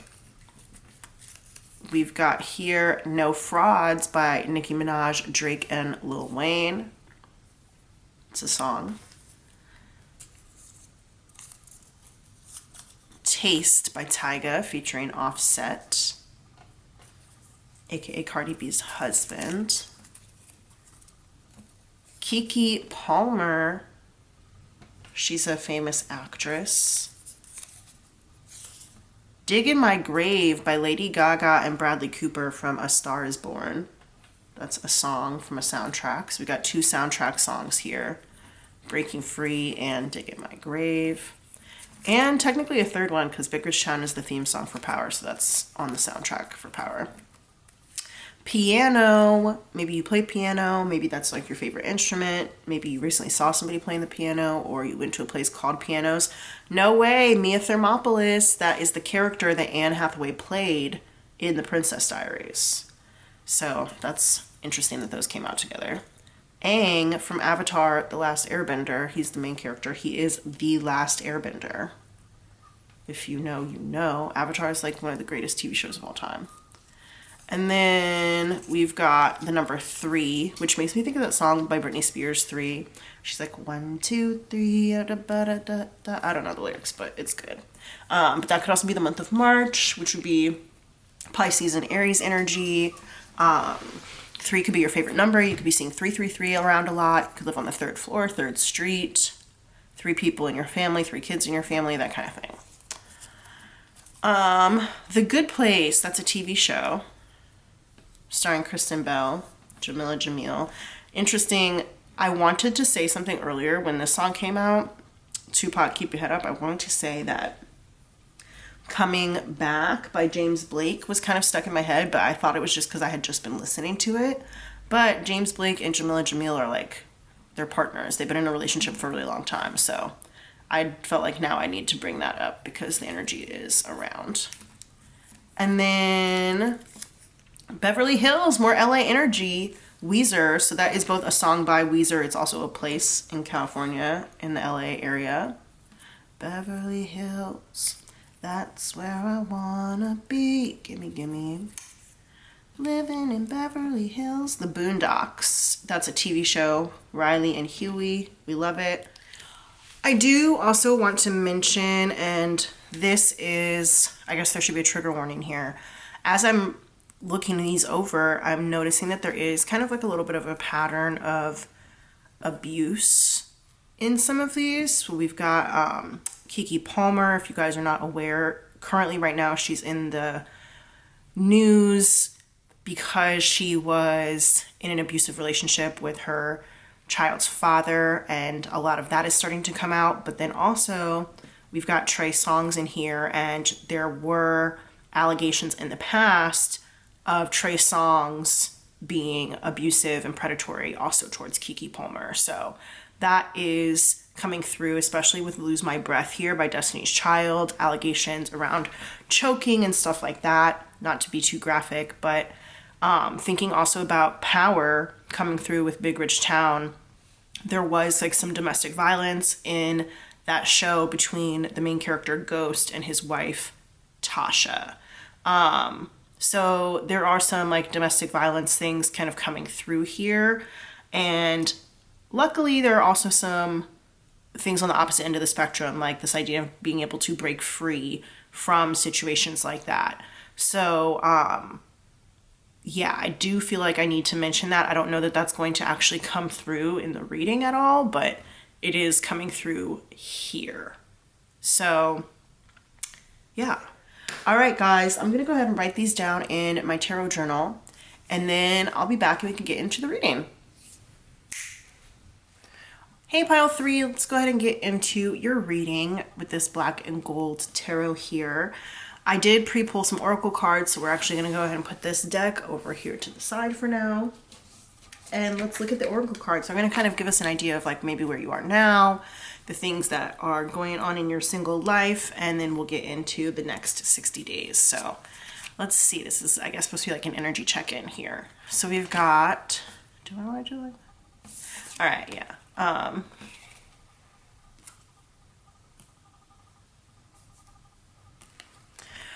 All right, so we've got here contemplation. Okay. Someone new. So there could be somebody new on your mind specifically. Could be spending a lot of time thinking about someone. Ladies man, the player. Ooh. Okay. And then last but not least, we've got high vibrational. Okay, yeah. So you could be experiencing like somebody's energy if you're thinking about somebody a lot, or if you like suddenly get this idea, this feeling that they're thinking about you. You could definitely be right. This to me indicates communication on like the 5D level. Okay. You might not be in communication with them in the 3D, but you guys could be like dreaming about each other. You could just be feeling each other's vibes, thinking about each other a lot. But yeah, I don't know if you guys have ever experienced that situation where you kind of just can tell that somebody is thinking about you. And if you have, that sensation can be like very weird. I don't know if you particularly like it, especially with like the look on this girl's face here. She looks a little concerned, but that could probably be because the person is maybe like a player. You might also be a little bit of a playa, got some, you know, options, lots of options on your hands. That's possible. But I do think that if that's the case, there is maybe one person who kind of rises above the rest. They might be very attractive or just very attractive to you. And the way that like this card is, like she's holding on to him from behind, I'm wondering if you feel a need to try and like, not necessarily protect your relationship, although I guess that could be true, but also to like hold on a little bit more tightly than you normally would.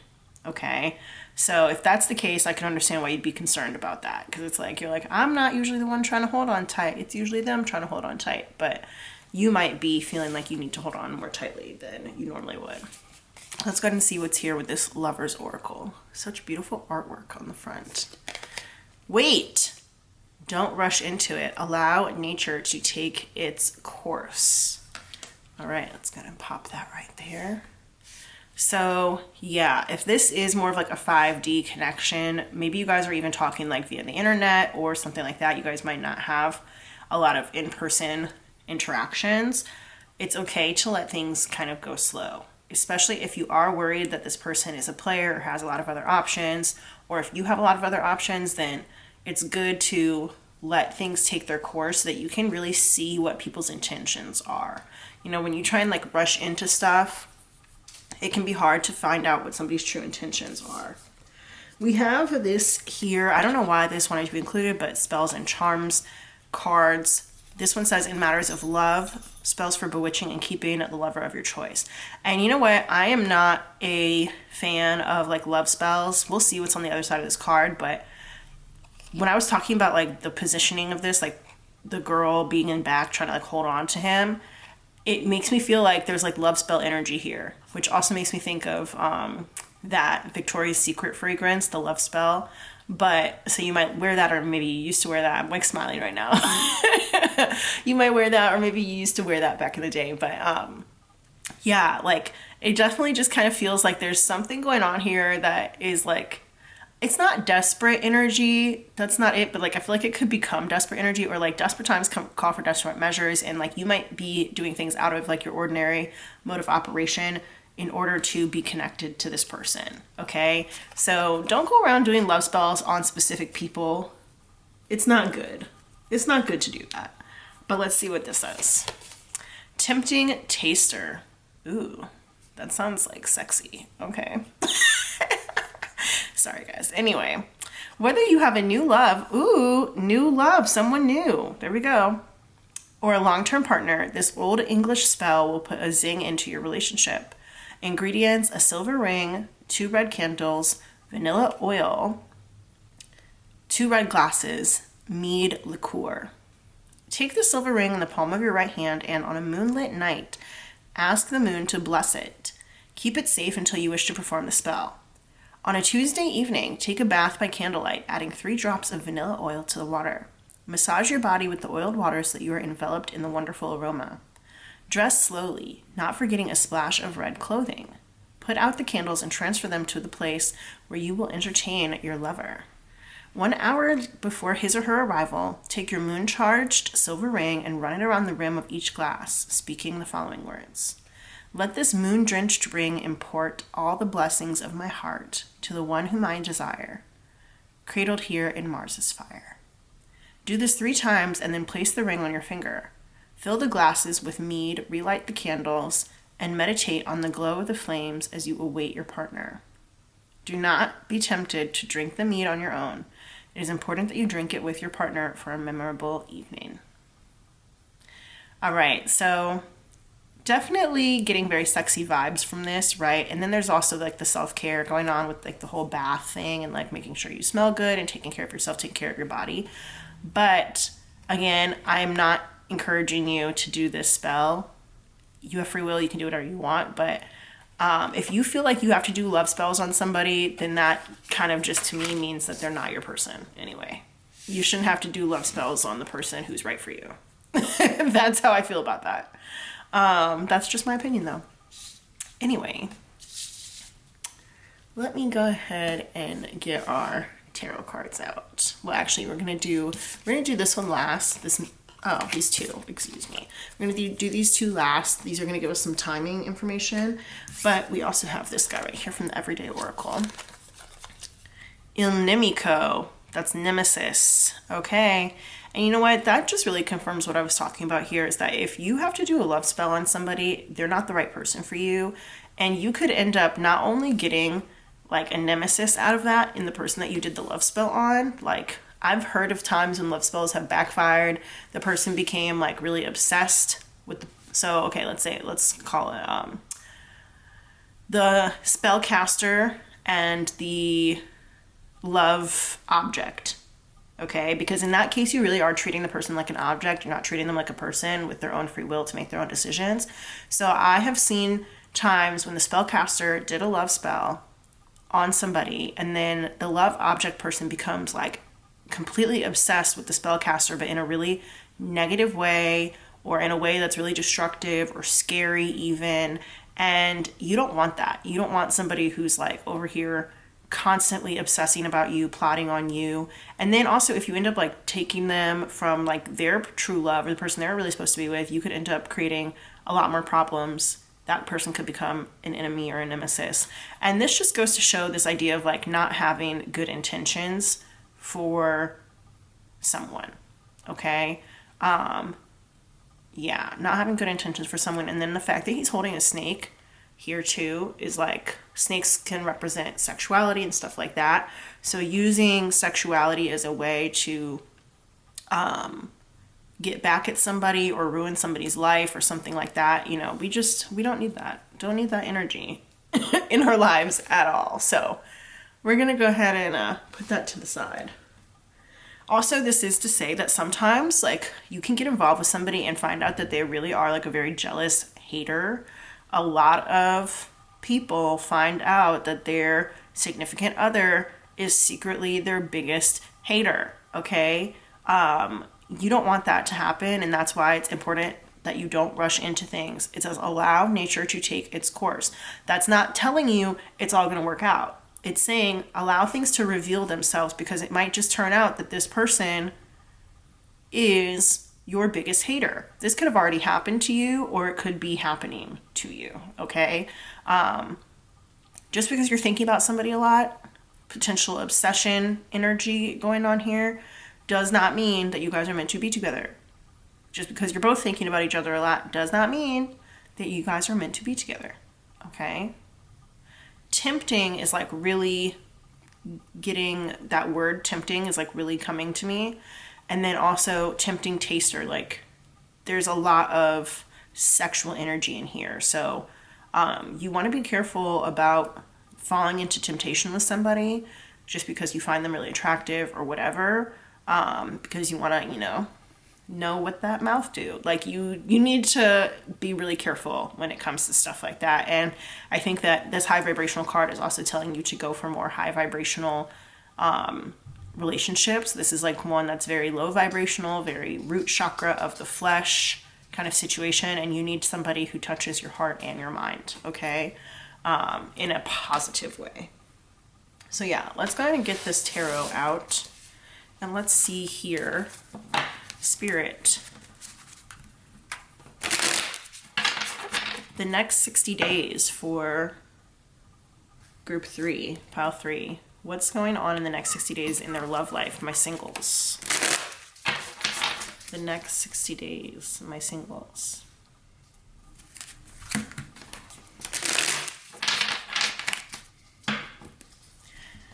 All right, we're going to shuffle again.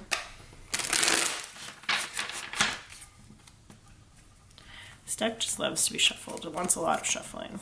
Okay. All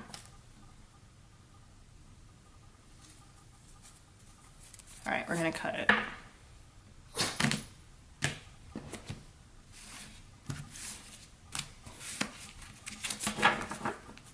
All right. Ooh, there we go. I told you there's a lot of thoughts, a lot of thinking about this person. You could be up at night thinking about this person. You could be dreaming about this person. But it doesn't feel calm. It doesn't feel like there is a sense of peace in this situation. It does feel a lot like temptation and like holding on too tightly to something. There's like a sense of anguish here, okay? 4 of Cups coming out. That can indicate a sense of boredom, or again, having a lot of options that you're not particularly happy with, or even feeling like you're not good enough for someone or something. Ace of Wands, interesting. That is all about that sexual energy here, wanting to rush into something, okay? Wanting to give up. So instead of like an emotional connection, this is purely a sexual connection, looking for a sexual connection instead of an emotional connection. And if you guys are, okay, so this is the next 60 days. If you haven't met this person already, then you guys could end up starting a sexual connection, a physical connection that does like keep you guys up all night long, okay? But I feel like it will be lacking in the emotional aspect. That is something that you really want, and that part is going to cause you anguish. This could be a friends with benefits situation in which you find out that there actually are no benefits for the person who's more emotionally driven. You know, it depends on what you feel like benefits are, but a lot of the time those kinds of situations don't end up being healthy or working out. We do have here the 10 of Cups, which is an exciting card. So this could be two things. This could be the high vibrational connection that you're looking for. It could also indicate a quote-unquote happy family. If you don't really know this person, not only are you encouraged to wait rather than just jumping in bed with them, but if you do jump in bed with them, there's a chance that some little people could end up coming from that, okay? So this is like when you have sex with somebody just because you're bored and then you end up getting pregnant, okay? I'm not wishing that on anybody, and I'm sorry for laughing, but that just is what came to mind. It's like Juno, that movie, Juno. That's like literally exactly what they did. They had sex because they were bored, and then Juno got pregnant. And then Juno ended up having to give the baby away. Okay, so yeah. I'm going to go ahead and grab from the bottom of the deck now. We have Ace of Swords. Okay, so this is talking about communication and communicating your dreams, your hopes, and your desires to each other. Okay, so if one of you wants a family and the other one is only doing it because they're bored, then you need to talk about that. Allow things to take their course, because you don't want to end up building your dream with a hater, okay? You don't want to end up doing that. So, yeah, you spend more time talking. Spend more time talking. And I will say, with these three cards here coming out next to each other, that does seem very positive, but as the reader, it doesn't feel very positive for whatever other reason. I think it's because of all these surrounding cards here. It doesn't feel very positive, and it does feel like moving too fast, okay? It's like you meet somebody and you think they're hot and you jump into bed with them, and then all this stuff happens, and then finally after all these things happen, you finally talk, okay? I'm going to bring another card out from the bottom of the deck. Yeah, Seven of Pentacles. This is about figuring out where to invest your energy by talking. You guys need to have conversations about what it is that you really want. Do you guys both want the same thing? Do you both want children? Do you both want, what kind of lifestyle is it that you want? And is that something that you guys can build together? Okay? Being willing to plant the seed and see what grows.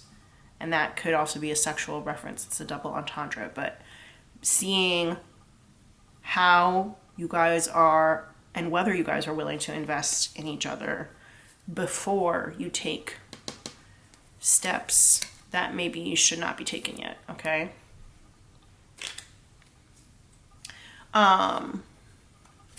This could be a very sexy connection over the next 60 days, okay? But if you are feeling tempted to, do some sort of love spell on this person or trying to seduce them or whatever, then you're encouraged to slow down. Yeah, I just was shuffling and the Knight of Swords came out. Like, this is just going to move way too fast. And you want to avoid that. Like, that message is coming out so clearly, moving way, way, way too fast. Like, wouldn't it be crazy? Wouldn't it be literally insane if, like, you watched this tarot video? I just saw 17... Never mind, no, I didn't. I thought I saw 1717 on the camera clock, and I did not, but wouldn't it be literally insane if you watched this tarot video and then in 2 months from now, because that's 60 days, in 2 months from now, you all of a sudden found out that you're going to have a baby and your whole life was going to change? Wouldn't that be crazy? Especially if it's not wanted. If it was wanted, then, you know, congratulations, whatever. But that would be like literally insane. Could you imagine in 2 months from now, your whole life just totally changes and you're not even entirely sure where you and that person stand? So if that sounds scary to you, take your time. You don't have to rush into anything. There's so much rushing energy here. And, you know, if you're bored, find something to talk about. There's other things to do.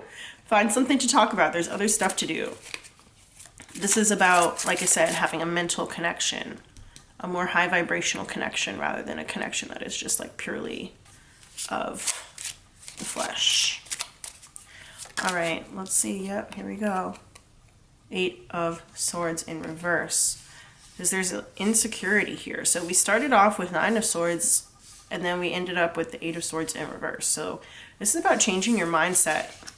Changing your mindset and realizing how much more power you have than you probably think that you do in this situation. And understanding that this could be a test for some of you guys. Especially if you have a history of like rushing into things too quickly or being a player or whatever. This could be a test. We just got the 6 of Pentacles coming out. So if it is a test, you want to pass.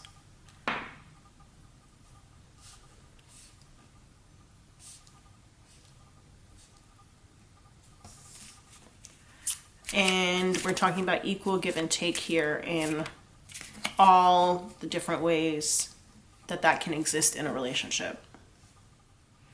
Something that I wanted to mention earlier, but I didn't really know how it fit in, and I guess I kind of still don't know how it fits in, is that on this card, the 9 of Swords, the blanket that this figure is using on their bed is covered with like all the different zodiac signs and stuff.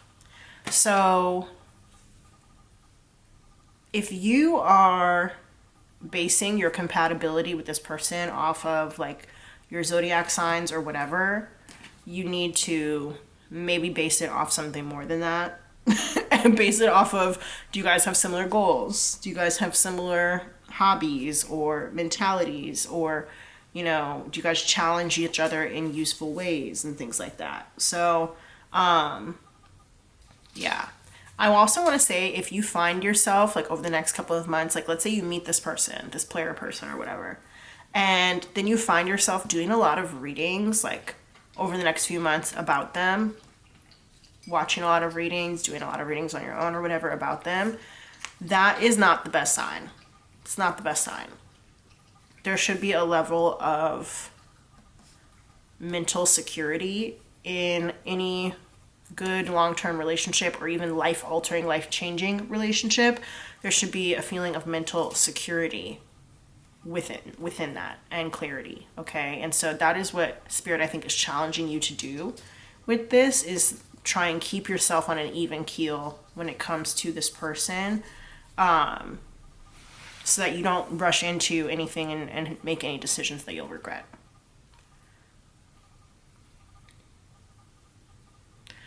All right, pile 3, I'm going to go ahead and,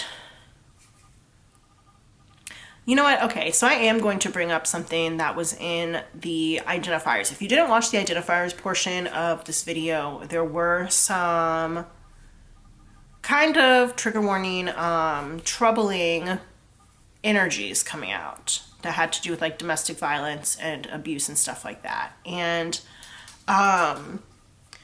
thinking right now about like Keke Palmer and like what's going on between her and her child's father and all this other kind of stuff. If you guys aren't aware, you can Google it, but there's like domestic violence and things like that that have come out about their relationship. And when I say like sometimes your partner can generally be your biggest hater and like be like your biggest enemy, and they can use sex or physicality as a way to not only like trap you or to get you in a place that is difficult to get out of, you really, really, really want to avoid a situation like that.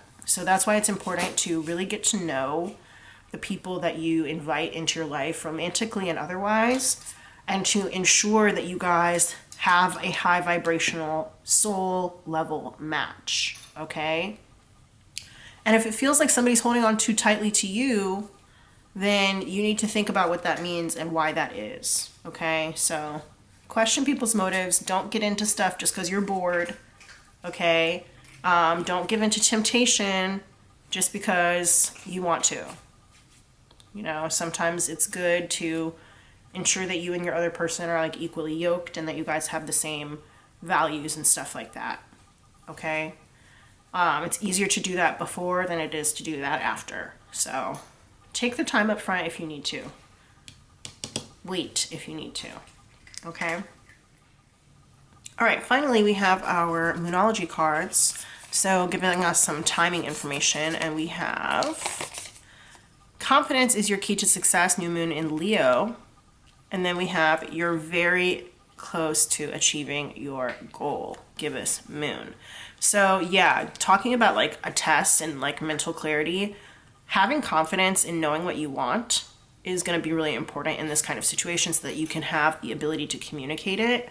And if you're able to communicate it, then you can achieve your goal, okay? So new moon in Leo, as I am reading this right now, it's November. Leo season is in July and August, so that's like a 3-ish month window. So that could be like the new moon within the next 3 months could be significant to you guys in some way, shape, or form. But also Leo is a sign that represents like childhood as well too. So I do want to just say that there is some like pregnant energy, some baby energy coming through in here. So you might want to watch out for that. Okay. Especially going from like this new moon to a moon that's almost full here. It's like, you know, growth. Yeah, you might want to you might want to watch out for that. All right, pile 3, I'm going to go ahead and leave the reading here. Thank you so much for sticking it out with me. Don't forget to hit the like button and to subscribe, and I will see you in the next one. Bye.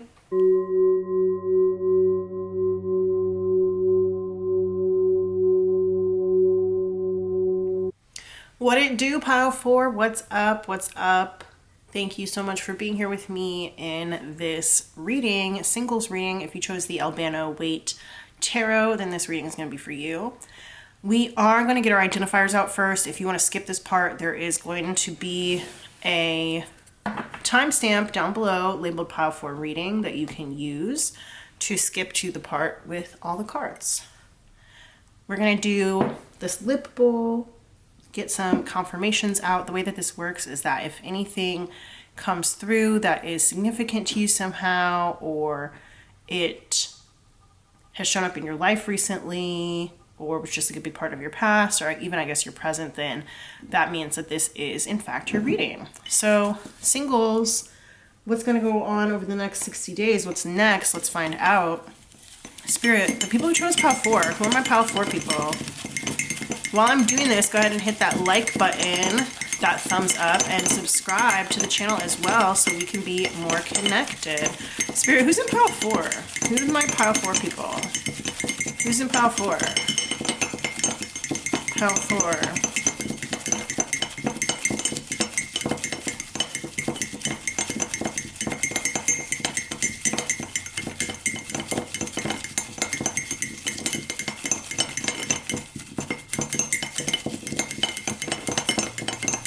All right.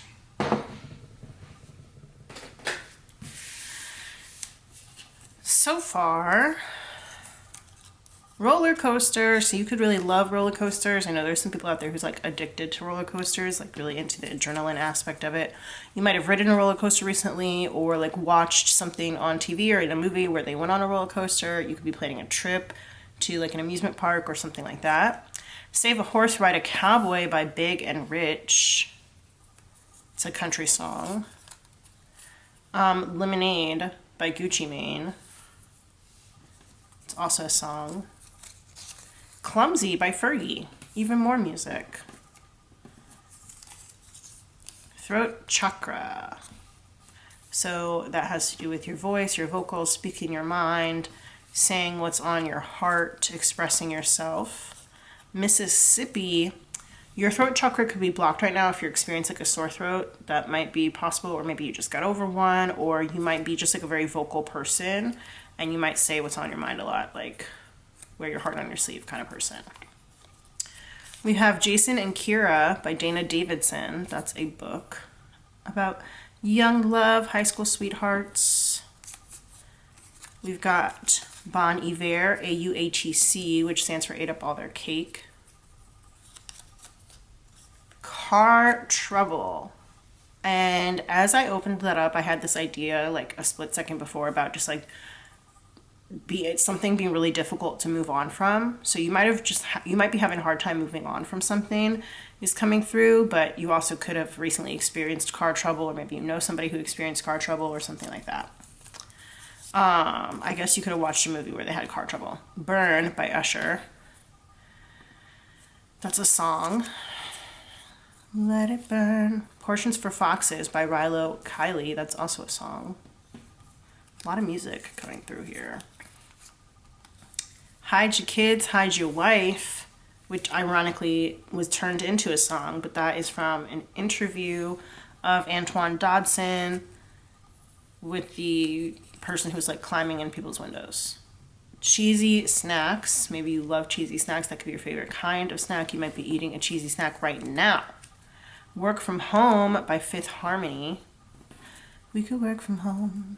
Oh, oh. Maybe you actually do work from home. That might be your work situation. Drama, that is a musical duo, but it also reminds me of Johnny Drama from Entourage. He was Vince's brother. And then also just like regular drama, like having a lot of drama in your life. Hey Arnold, that's a vintage Nickelodeon TV cartoon. The boy with the football head. Speaking of like high school sweethearts, school age sweethearts, Arnold had this crush on this girl named Lila, but there was another girl who had a crush on Arnold. Her name was Helga. It was like a whole thing. Pull Up by Abra. That's a song. Tell Me You Like Me, You Was in Trouble the Moment You Said It. Those are the opening lyrics of that song. All Black Everything. Maybe you like wearing all black. Maybe black is your favorite color. Maybe you decorate everything all black. Maybe your car is all black. Something like that. Build a Bear. So that's where people go to make stuffed animals in the mall. Sexy Villain by Remy Wolf. That's a song. Not the Hero, I'm the West Coast Bob De Niro. I love that song. Skywalker by Miguel featuring Travis Scott. Yeah, you guys are getting a ton of music. You could be like a music aficionado, a music head. Blueberries, that could be your favorite fruit, or you could have eaten something with blueberries in it recently, or you could be like making something, planning something with blueberries in it. Water signs, Cancer, Scorpio, Pisces, that could be in your big three. This is also a love reading, so it could be your Venus, that would be Sun, Moon, Rising, or Venus sign. Bob Marley, he's the very famous Jamaican musician.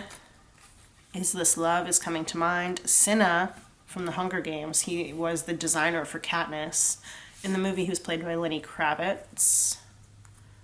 We have Beauty in the Dark by the Isley Brothers and Mos Def. That is a song. Kind of like a deep cut. So yeah, you could be really into music that like other people don't know. Air signs, Gemini, Libra, Aquarius. So same thing as water signs. If you had like a previous relationship, it might have been with an air sign or a water sign, or it could have been an air or water relationship, that kind of thing. Cheers, Drink to That by Rihanna. And interesting because as I said, the whole air water thing, I started thinking about bubbles and stuff, right? And like Cheers, Drink to That makes me think of champagne. So now I'm thinking about champagne problems. Is that Panic at the Disco? Is that Taylor Swift? I don't know. We've got Usman here from 90 Day Fiancé. That could just be somebody's name, Usman, but if you are a part of the 90 Day Fiancé family, you know exactly who Usman is. He's a Nigerian musician who was on that show with two different women. Technically three. Chateau Marmont in Hollywood. That is a hotel and a bar. International, so 90 Day Fiancé international vibes coming through. We've got, and like, so that could also be like if you're planning an international trip, maybe you just got back from an international trip, maybe your parents are from 2 different countries, or you grew up in a few different countries, or something like that. Painting, okay. That could be the act of painting, or it could be an actual physical painting. So like maybe you just bought a new painting, maybe you like to paint, something like that. Maybe you just saw a painting that like really spoke to you, something like that. Sweet Love by Anita Baker. Another song. Sweet Love. We've got financial literacy here. So you could be working on increasing your financial literacy or helping other people increase theirs. This Lullaby by Sarah Dessen. That's a book. Zac Brown Band, Colder Weather. That's a song, a country song. We've got the number 2. So 2 is about pairings. It also is about connection and reflection. That could also be the month of February where we see Valentine's Day. That's Aquarius and Pisces seasons. You could have 2 kids. You could live on the 2nd floor, 2nd apartment, 2nd street. You could be seeing 222, that kind of thing. 2 could be your favorite number, something like that. Born on the 2nd. Something like that. We have The View from Saturday by E.L. Konigsberg. That's a book. And then last but not least, we've got Aaron Taylor Johnson. He is an actor.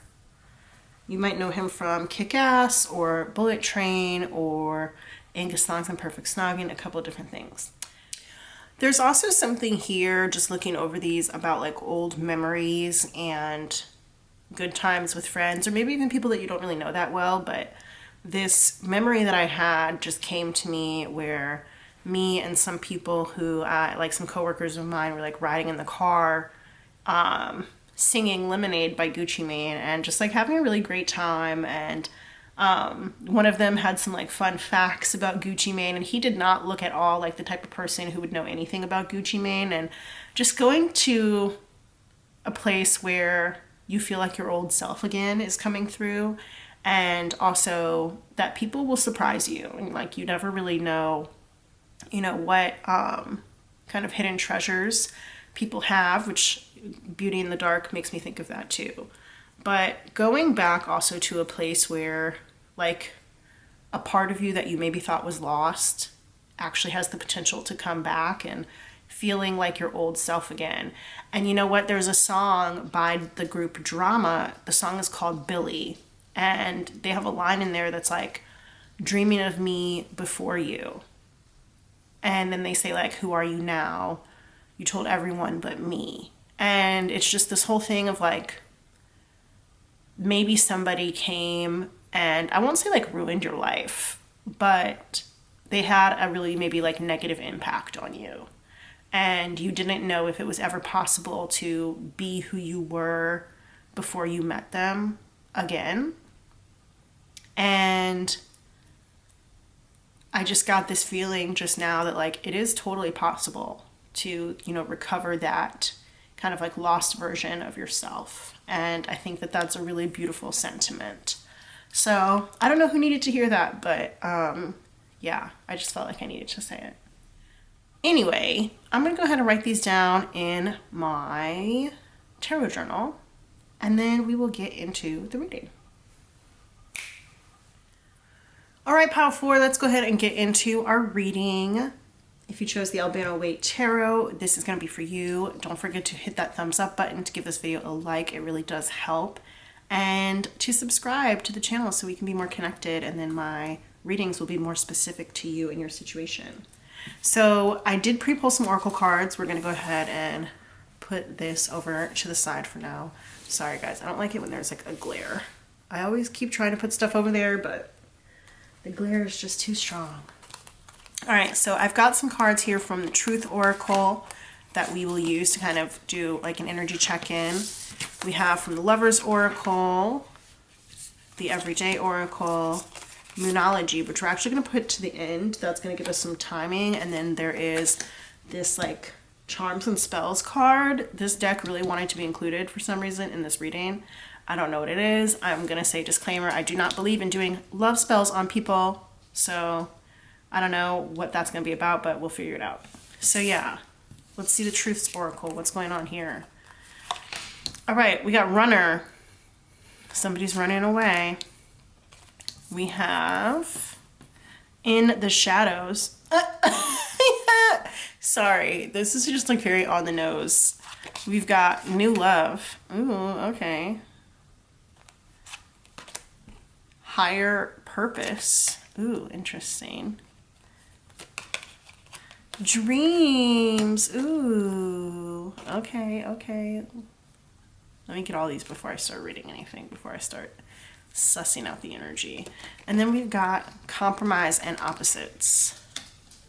All right, so yeah, I feel like you have been running away from the darker parts of yourself, like your shadow self, running away from doing the shadow work that you really need to do.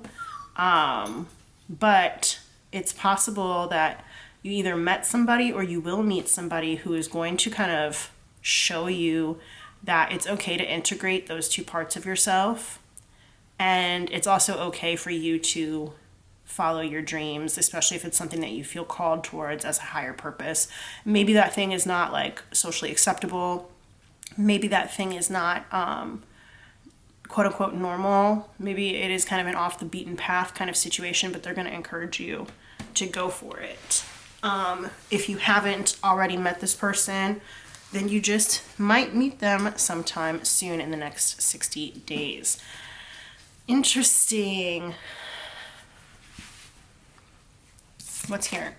All right, imagine all unwanted thoughts. There we go, that shadow self that I was talking about, dissolving into light, creating room for new opportunities. There we go, following your dreams and possibilities for your life.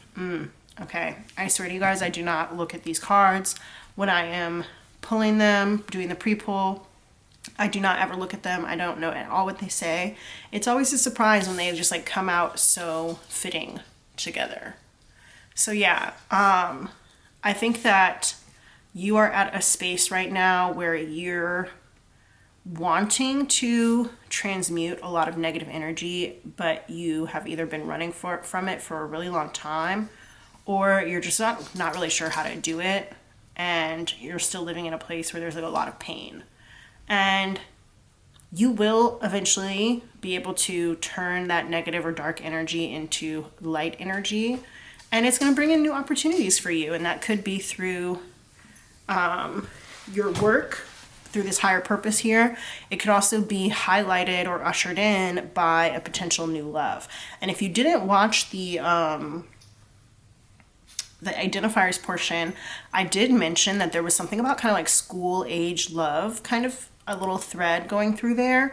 And the fact that these are like two younger kids makes me think of like school age love, and going back to maybe how you thought of love when you were younger. Katy Perry Teenage Dream is coming through a little bit, but how you thought love should be, how you thought love could be, and love in like its purest form, okay? Purest and most chivalrous form coming through too. Let's go here. We've got Il Ladro, so that's the thief. Interesting. Stolen by Dashboard Confessional is coming through. You have stolen my heart.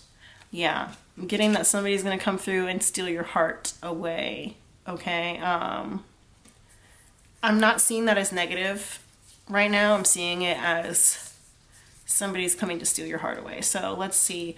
If anything negative does come out, then I will touch upon it. I know we do have like the whole in the shadows thing and blah, blah, blah, but this could be like somebody kind of like sneaking, not like sneaking up on you in like a creepy way, like a literal creepy way, but like somebody who you weren't expecting coming and kind of surprising you, okay? And surprising you with how in touch they are. And that could mean in terms of communication, like them literally being in touch with you, but also like how in touch they are with themselves and with their higher purpose and like with spirit and with their dreams and stuff like that. And I see them being able to like help you and to bring you along too. Okay, let's see what this little spell or charm is. It says, in matters of love, spells for bewitching and keeping the lover of your choice. I do not support this. I do not think that you should be doing love spells on any specific person. Disclaimer, I'm just saying that. But let's see what it says. Perfect jewel. On a Friday, the day of Venus, and with a waxing moon, dedicate a talisman to keep love with you. There's this song coming through right now. I've mentioned it before. It's not in the bowl, but it's called Give Your Love by, I think it's like Dabrek, D-A-B-R-E-A-K. But it's coming through right now for me. Gemstone. So ingredients would be gemstone or crystal and metal of your choice, and a petal from a pink rose or carnation. The following list may help with your choice of metal and stones. It has all these, like, all the days, and then the planets associated with the days, the metal associated with the days, and the colors associated with the days. So you can see that. And then it says, once you have chosen the appropriate components of your love jewel, wait until a Friday during a waxing moon, preferably during the month of your birth, and charge your petal with the moon's blessing. Do this by holding it in your outstretched palms and in your mind, bringing the moon's rays down until they engulf your hands in love. When your jewel is made, the petal should be folded in place between the stone and metal to afford extra power to the talisman. Wear the jewel at all times. All right, so this one is okay because it's not trying to do a spell on a specific person. This is more just like to bring love towards you and keep love with you, okay? So I'm okay with that one. And that does make me think about self-love. It does make me think about, like I said, the idea of being called perfect jewel, like your thoughts of love before it was like kind of corrupted by real life, before it was corrupted by all of like the shadowy things that happened to you. So kind of like going back to that more pure idea of what love is and what love can be. So over the next 60 days, I definitely see you kind of like recalibrating your ideas of what love actually looks like. Let's go ahead and get the tarot to see what's the next 60 days going to look like for my singles who chose pile 4. Pile 4 singles, what's love going to look like for you over the next 60 days? Let's see. Yeah, that song Stolen by Dashboard Confessional keeps coming through. You have stolen my heart. Sorry guys, I'm like a little bit sick, so I can't really sing very well right now, but whatever, maybe somebody liked it. All right, so we got the King of Swords that just flipped out. King of Swords here. So, ooh, the Death card. For some of you guys, this could actually represent like a mourning period for somebody who's very old. Interesting that we have like these 2 horses and like very similar imagery here with somebody like holding a rod with something on it. Here holding a rod with something on it. Coming into town. Some of you guys might be attending a funeral. Let's see.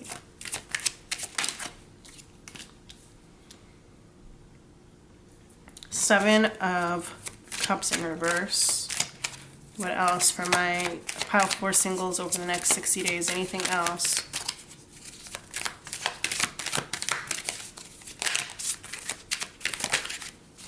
Ace of Pentacles. Yeah, so I'm getting new energy in your life. This could be a new job. It could be a new move. It could be just like somebody wanting to offer you something. Okay, let's see.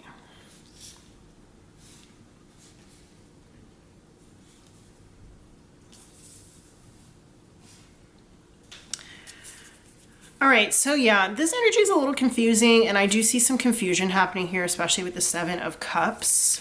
You're going to feel like you don't know what choice to make, and it could be because there is some sort of and this is not going to be for everybody, but there can be some sort of unfortunate situation, like a family situation that happens. Possibly like a father, grandfather, somebody older. And again, that's not for everybody. Don't go around like worrying about that. But I do see something good coming out of it. And if it's not like a funeral or something like that, then it could just be a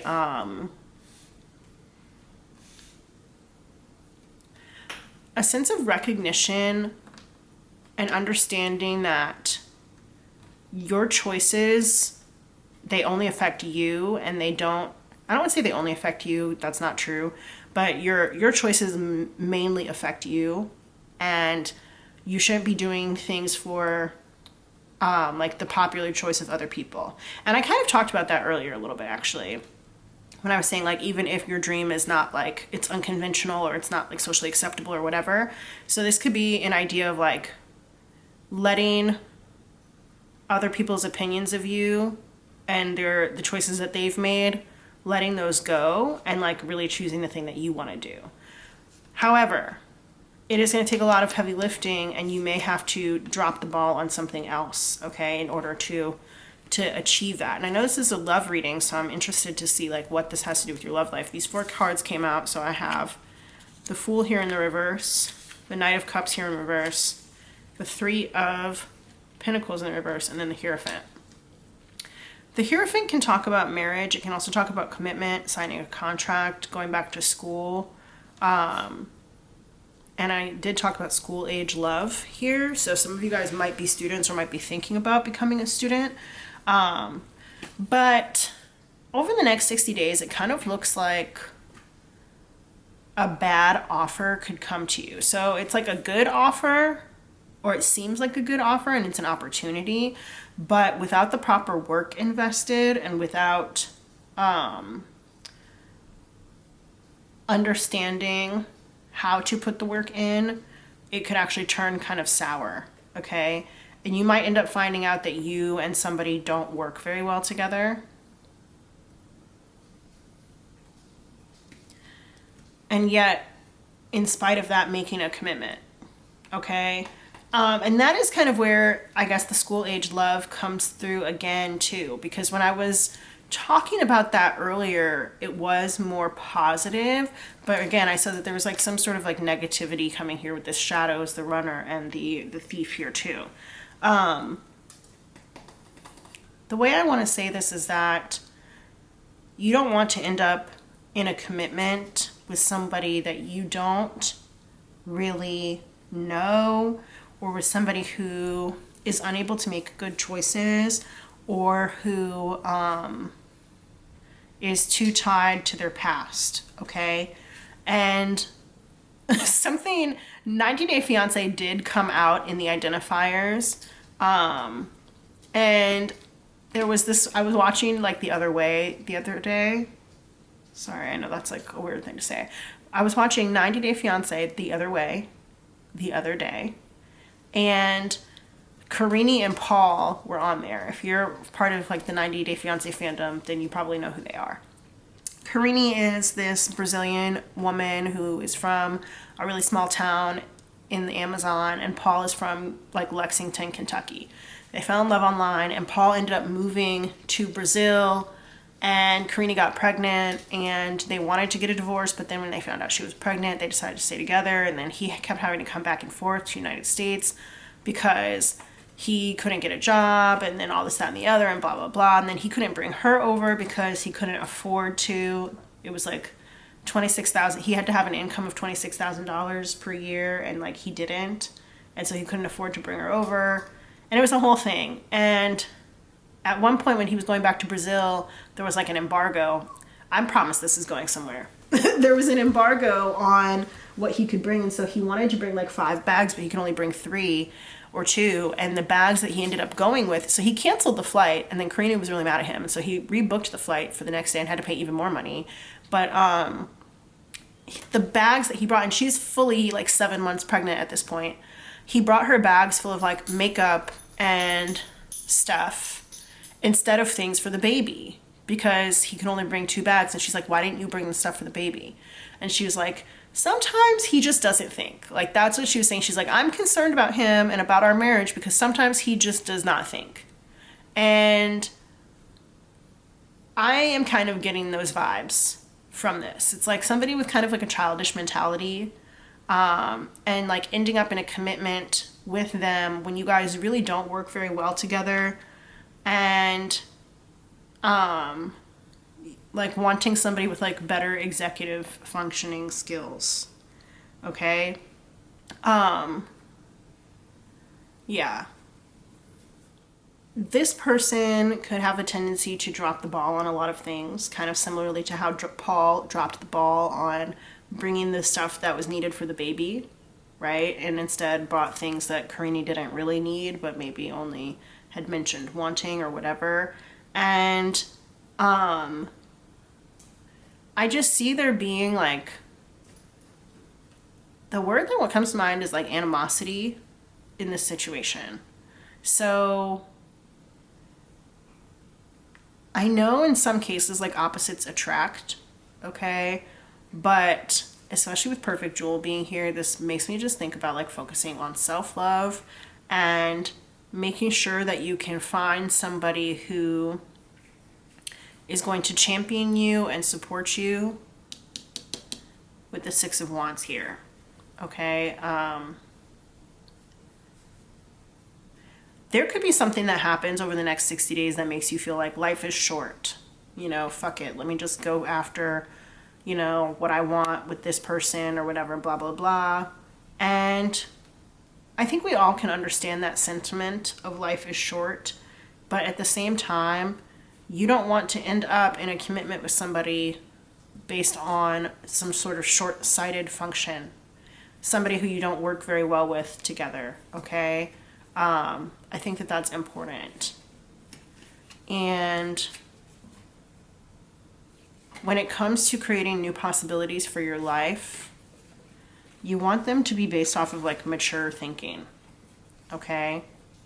The Death card indicates the ending of something really significant and the starting of something new that maybe you are not sure about. You don't really know what that something new is. You don't know what that something new could bring.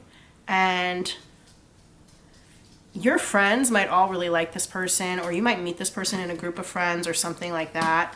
And you guys can have a lot of fun together, but if they don't really know what they want, then that could be an issue. This makes me think of like offering somebody something and not being able to maintain it, right? It's like, don't introduce me to a lifestyle you can't maintain is coming through right now. And you know what? Car trouble came out in the Identifiers. And so did this song called Pull Up by Abra. And the first line of that song is, told me you liked me, you was in trouble the moment you said it.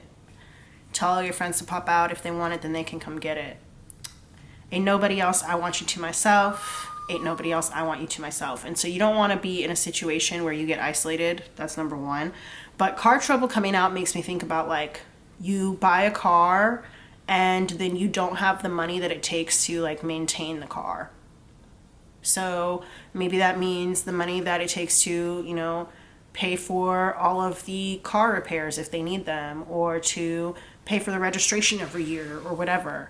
And it's like you got this lifestyle of having a car, but you can't maintain it. And I kind of feel like that is what could happen here, especially with this idea of the thief and like, you've stolen my heart, right? Like, they wouldn't have to steal it if they could pay for it. They wouldn't have to steal it if they could afford it. And so I'm kind of feeling like this person either fronted and pretended like they could maintain the situation and then they couldn't, or you were kind of like, life is short, whatever, and you just went along with it, okay? And I'm going to discourage you from doing that. You have free will. You can do whatever you want. These tarot readings are indicative of the energies in a moment in time. But either this person is like not working, or you guys don't work well together one of those things. One or both of you guys might be students as well too, and if that's the case, students do not necessarily always have access to funds, and so that can be an issue. Okay. Yeah, focus on your self-love. Focus on your self-love journey. Okay? That is going to be the advice that I leave you with. And focus on, transmuting all that negativity that you have into more positive things. And finding the love that you dream of. And finding your higher purpose. Okay? All right, we also have this last card here, the Moonology card. It says here, surrender to the divine full moon. All right, so yeah, surrendering to the divine, I think, goes with this idea of like life is short, fuck it kind of situation. And if that's the way that you're feeling about life, I get that and I understand that. But it is still important to allow the divine to show you what your higher purpose is that may come to you through your dreams, okay? And this person could still have something to teach you in terms of compromising, how to transmute that energy and stuff like that. But the Hierophant card here too is also about learning about divinity and learning about your place in the universe and how you can reach your highest potential, okay? So that should be your main focus, especially here with the Perfect Jewel spell being here. Reaching your highest potential, whether that's inside or outside of a relationship. You want to be able to reach your highest potential and to maintain it, okay? So, yeah. All right, yeah, I'm going to do something for you guys. I want to ring this little singing bowl because I want to clear out this energy and ward it off. So if you want to turn it down a little bit, you're more than welcome to.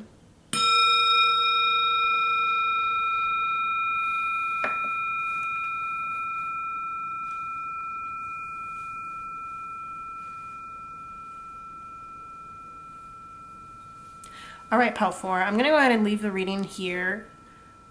Let me know your thoughts down below, and I look forward to seeing you in the next one.